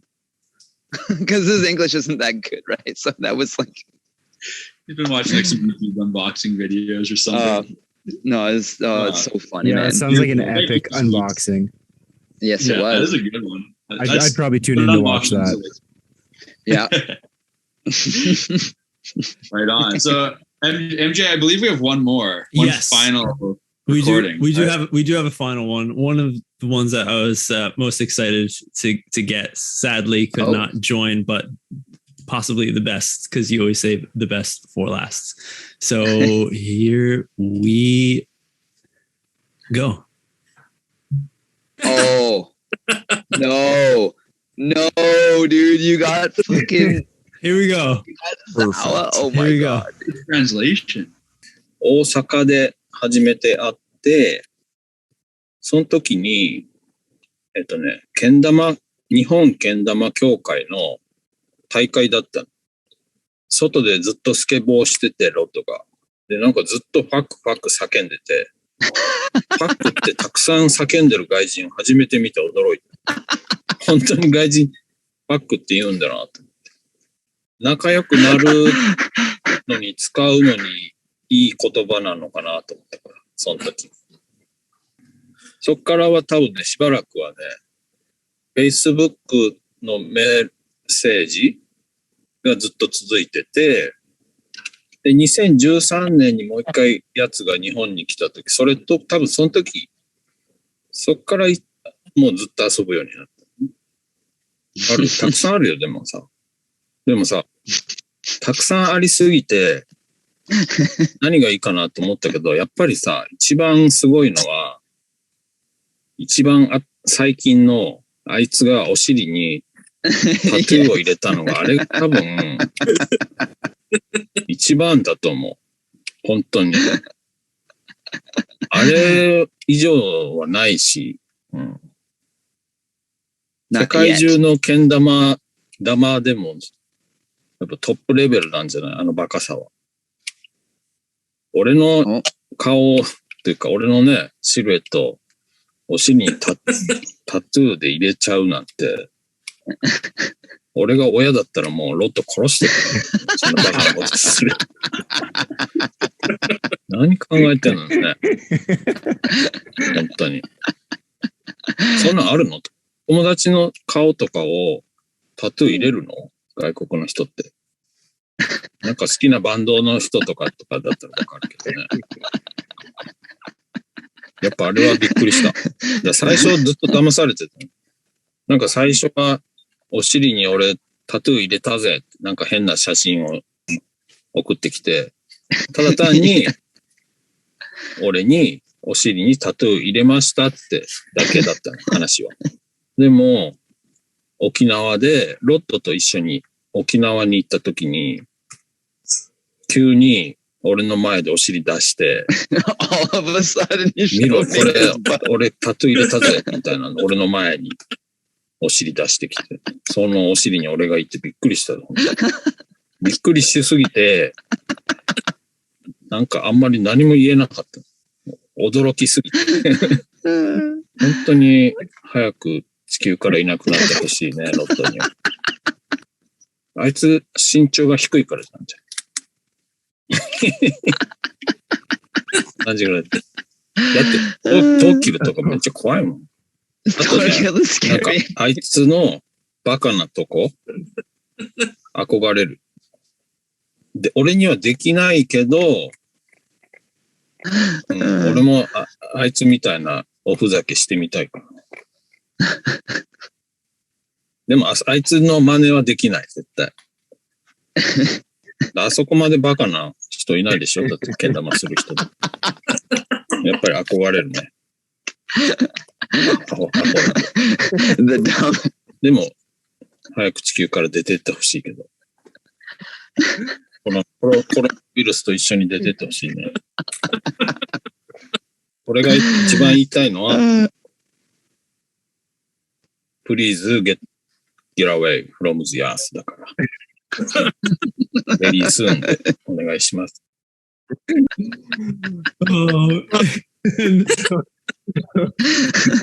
Oh, fuck. What a fucking guy. I told him about the whole boat trip thing and how I'm going to sail to Japan. And he like didn't really believe me, whatever. And then I talked to Tomotsu and Koda like on the boat, showed them a video. And they must have told him about it because he like sent me a message the next day being like, "You're really coming on a boat to Japan?" It's like, yeah, dude. So I like can't wait. It's gonna be like the whole butt joke again, but like like catch the rope, motherfucker. We're here. Like, yeah. It's real. Gonna be so funny. Oh, dude, there you have it. A fucking real Zawa, the infamous God, dude. Zawa. We've talked about so many times, and I was lucky to get a message from him. That was beautiful. That was eloquent. It felt like it. We've always talked about him throughout so many episodes.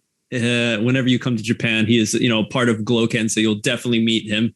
And we've talked about, and even when I was talking to him, getting this video from him, I was like, man, wish there was some way to do an episode because there's other people who know Zawa who'd be like, man, a Nerds episode with Zawa would be amazing. But of course, the language barrier is something that probably it seems like right now very, very difficult. I would need to put translation over the whole thing. It'd be a lot. Video. It'd be a lot of work.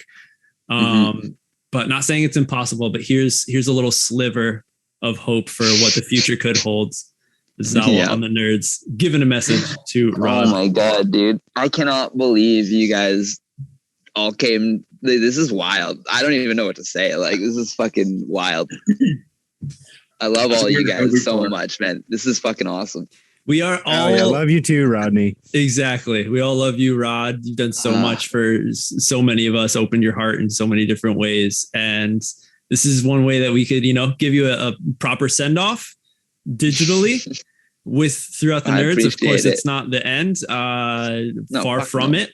But, one way to support you before you go, give you some extra power, energy. Oh, fuck yeah. And a way that all of you motherfucking nerds can support Rod is because he's got a new mod coming out from Terra Kendamas. Yay.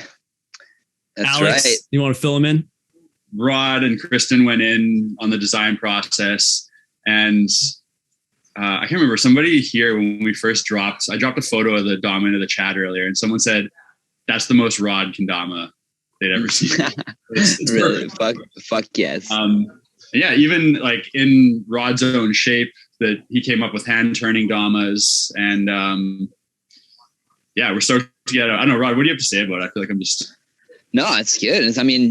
You're saying it. That's what it is. It's fucking. I'm stoked to get more people get to see like the shape that I've been making because I don't know. I think it's a great shape. I like it. And shout out to Kristen for going hard on the fucking design shit because there's no fucking way I would have came up with this on my own. You should see the shit that I gave her. I have some doodles in my notebook that look like this. If you were as drunk as I was in that tent, that's what it would look like.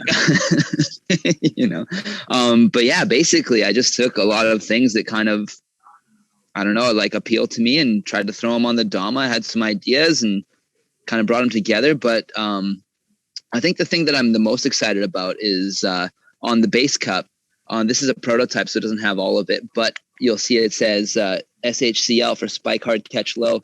And then the other side is going to say Funk for Demo Funk. And if you don't know who Dave Mateo and Demo Funk are, I suggest you do some fucking nerd homework and figure that out because these are two very influential people in kendama who were around and are unfortunately no longer with us. And they were two guys that had a huge impact on me and my kendama journey. And I just saw this as an opportunity to like not only shout them out and make sure that their legacy lives on, but also to help support their families in a way that I can and just try to give back, because I'm giving most of my royalties to their families as well. So I'm going to be sending money to Dave's mom to help, however she needs it. And then give also money to Genevieve, Demo's wife, which when I spoke to her, she told me anything I give her will go to their daughter, who I believe her name is Jade, and will help her with her school stuff. And when she told me that, I was like so hyped and I knew that I made the right decision. I was just like, that's fucking awesome. And I feel fucking stoked about it. So like, yeah, this is a way to support me, but ultimately you're supporting them as well, because I'm not really taking much money from this. But that being said, I would love to see this kendama in as many hands as possible to help make that dream as big as possible. And I think it's a dope dama. I've been playing the shit out of it, working on a new edit, grinding on tricks that I still haven't fucking been able to hit, but I will hit them eventually. But it's going to be a good edit anyways, even if it doesn't have those ones in it. You will see them in maybe a RodDama versus the World Volume 2, but I will see what happens, But yeah, that's pretty much it. Here's the Tama, and then the big cup, little portal kind of action, and then the Matt Sweets kind of style big cup side. That's all inspired by your tattoo, right? Kind of, yeah. It was like, I mean, my tattoo is inspired just by like, sacred geometry and just like the way things like come together all of that shit. So yeah, that's all it is the same thing. But yes, it looks exactly like my stomach tattoo, minus the little dude in the middle. But yeah. Oh, we should have put a little dude in the bevel. That's a good idea. Back to the drawing board. Stop the presses. Yeah. All right. Well, there's one for V2. First batch. For second batch. There we go. Like I always say, the wheels are always turning, bud. Right? How's that? So for that awesome Dama, everyone is going to be stoked for it if it's not out already. So within the video, is it going to be filled with tricks? Or are you going to add some like explanation to it, some words? I haven't filmed it yet, but I would like to basically go over what I just said and things like that in the edit, and just kind of, I don't know. Like I have a few things I want to film before. I'm going to get like a couple, like for one thing, I'm using some of Demo's music in the edit, which I'm stoked on, from the group he was in called the Boogie Wizards. They're fucking dope. You should check them out if you've never heard them. And Demo also has his own stuff. They're both on Spotify. Both like just good groovy music. Demo also like he like, what do you call it? DJ'd at World Cup the one year at Kendama World Cup. The last year we had it in person in 2019. Yeah. And so if you were there or like listened to the live stream, you would have heard some of his music anyway. Yeah. And I definitely need to get some shit on film a little bit still, but for the most part, I've got a bunch of like just some rod tricks, and I got some homie tricks in there. Get some good vibes. I got Max Angel, shout out Max for helping me out with the editing and shit. And Jesse, shout out Jesse for being there and fucking watching me miss my trick for 15 fucking hours straight. Not straight. That's a lie, but 15 hours. Yeah. Last week's Tuesday jam was awesome. That was like just super good vibes, having all the homies out. Like everybody was trying to film tricks with RodDama, snake something for it maybe. So it was a good send off. Nice. Yeah, absolutely.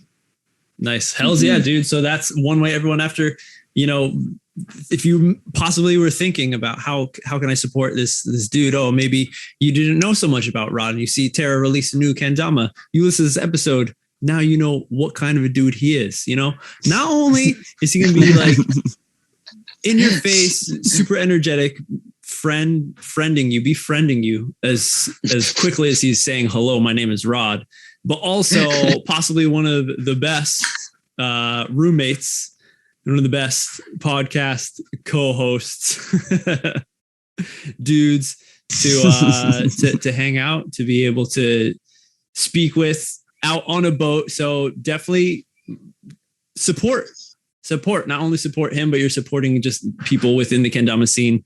The history, the legacy, it continues. Mm-hmm. Oh yeah. 11 out of 10. Great guy, Rodney. We love you. Yes. Yes. Oh, I love all you guys, man. Now we're getting all mushy. I'm gonna fucking Start tearing up. God damn it. Even Zawa says, what was it? I admire him. That's a big one from Zawa. Dude, yeah. That was like, I'm surprised he didn't tell the story of me climbing the flagpole and putting his fucking underwear up there. I thought that was going to be one. I guess butt tattoo trumps that. Yeah, I guess so. Yeah, that maybe I overlook it because tattoos aren't as big of a thing to me. But if I were his parents, I'd kill him.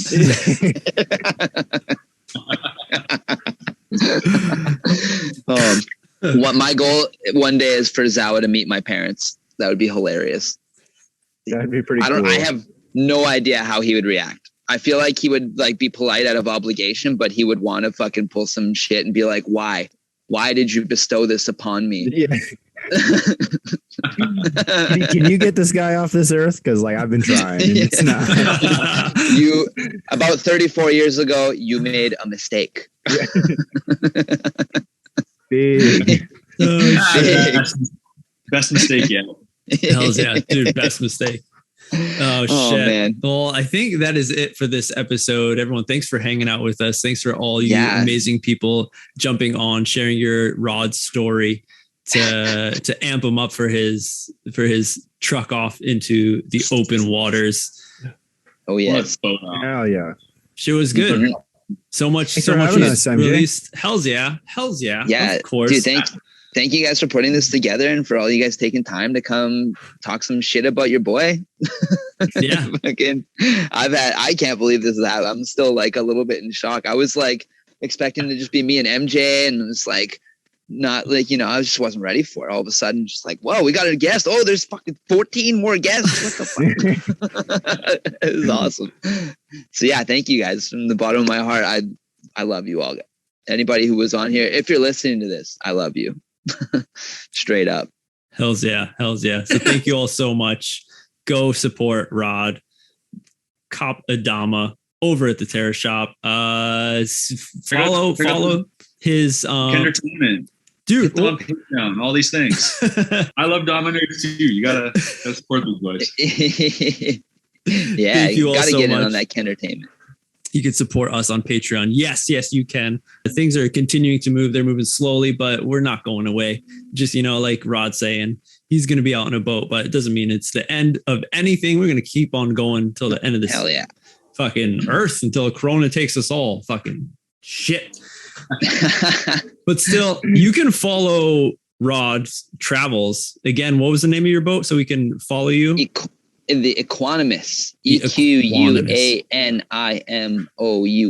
Equanimous. It's a word that means calm in the face of chaos, essentially. It comes from like a Buddhist meaning.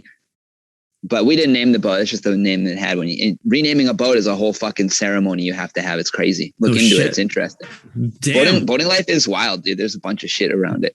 But hey, it sounds like it really fits the crew that is going to be taking it out. So follow that shit. See if you can maybe catch him out on the water, take a buoy out and go party. Oh, yeah. But yeah, if you see me around, you fucking hit me up. If I get Wi-Fi and you hit me up, I'll hit you back. Right. Looking forward to some video, some vlogs of the boat life. Well, yeah, there'll be some video for damn sure. It's going to be too much craziness not to have video. Hells yes. I can't wait. Oh shit. Fuck yeah, yes. Dude! This is awesome. It finally happened, and again, best way to say bon voyage, as the French say. TTFN. What's up? If I don't see you before you're out on the waters, fucking miss you. Oh, I miss you already. Say the same to BK too. Love you guys both very much. Likewise, buddy. Hells yeah! All right, everyone. A little final word. Rod, send off. Well, if nobody else has anything to say. Go on. We went through Rick. Dan. You are a really important person to a lot of people. We're all here in this chat because of you. We love you and safe travels. Craig. Thanks, buddy. Love you, buddy. Don't die out there. Oh, I won't. Thorns. I'm going to reiterate the same thing people have said. And also, Rod can maybe tell this story one day in the future, but we should have told the story about when we had to hitchhike our way back to a train station to get back into Canada. Dude, Not that get was stranded hilarious. in America. Yeah, that was wild. That was after Tacoma, Rick. Yeah. Yeah. Okay. I think I we went remember down hearing to- about that because I was in the Curtis Mobile. Yeah, you were. And yeah, we long story short, we were at Tacoma Takeover and we were trying to get back to Canada to catch our train and we couldn't. And I don't remember why. We were trying to call a cab. Cabs wouldn't pick us up. We didn't have any American money or some shit. We walked we walked about 4 miles the wrong way to the train station. Oh my and God. we realized we went the wrong way, and then we couldn't get a cab, and then we ended up hitchhiking in the back of someone's truck, and we was like, "Well, boys, we might die. This might be the end." But it wasn't. It wasn't. No, it wasn't. Fuck yeah! Well, here's to many more of those, buddy. Yeah, exactly. Yeah, in that spirit, don't die on us. Yeah, oh, buddy, I'm gonna be throwing you the rope too when we get over your way. Don't you worry. Sour mash.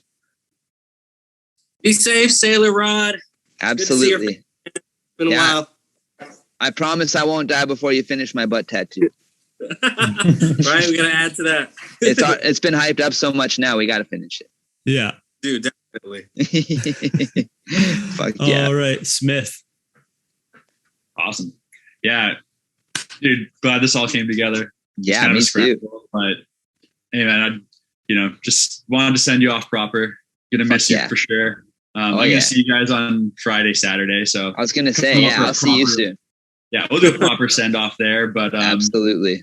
Yeah, to everybody else, thanks for coming out. Thanks to anybody who's listened to all of this. It's been a wild ride. Yeah. Fun. Yeah, big shout out to anybody that's listening. Right. Oh yeah. The real ones. If you made it through this shit, then holy. Oh shit, Rod, thank you so much again. Amazing. I don't know how many, we're almost fucking not even more than 2 years. What? Fucking almost 3 years into DAMA NERDS continuing. Yeah, it's been a minute, man. A grind, and it's going to continue going. Thank you. Yes, it will. Be fucking safe out there. Oh, I will, buddy. I'll be doing the next episode in Spanish from Mexico. Oh, I have a fucking tequila in my hand. I'll be somewhere on a beach. It's gonna be nice. Fucking A. Fucking right. Final word. Let's send it off, Rod. Boys, I guess on that note, thank you guys again. Thank you all. I'm gonna keep thanking everyone for eternity. So the nerds are out.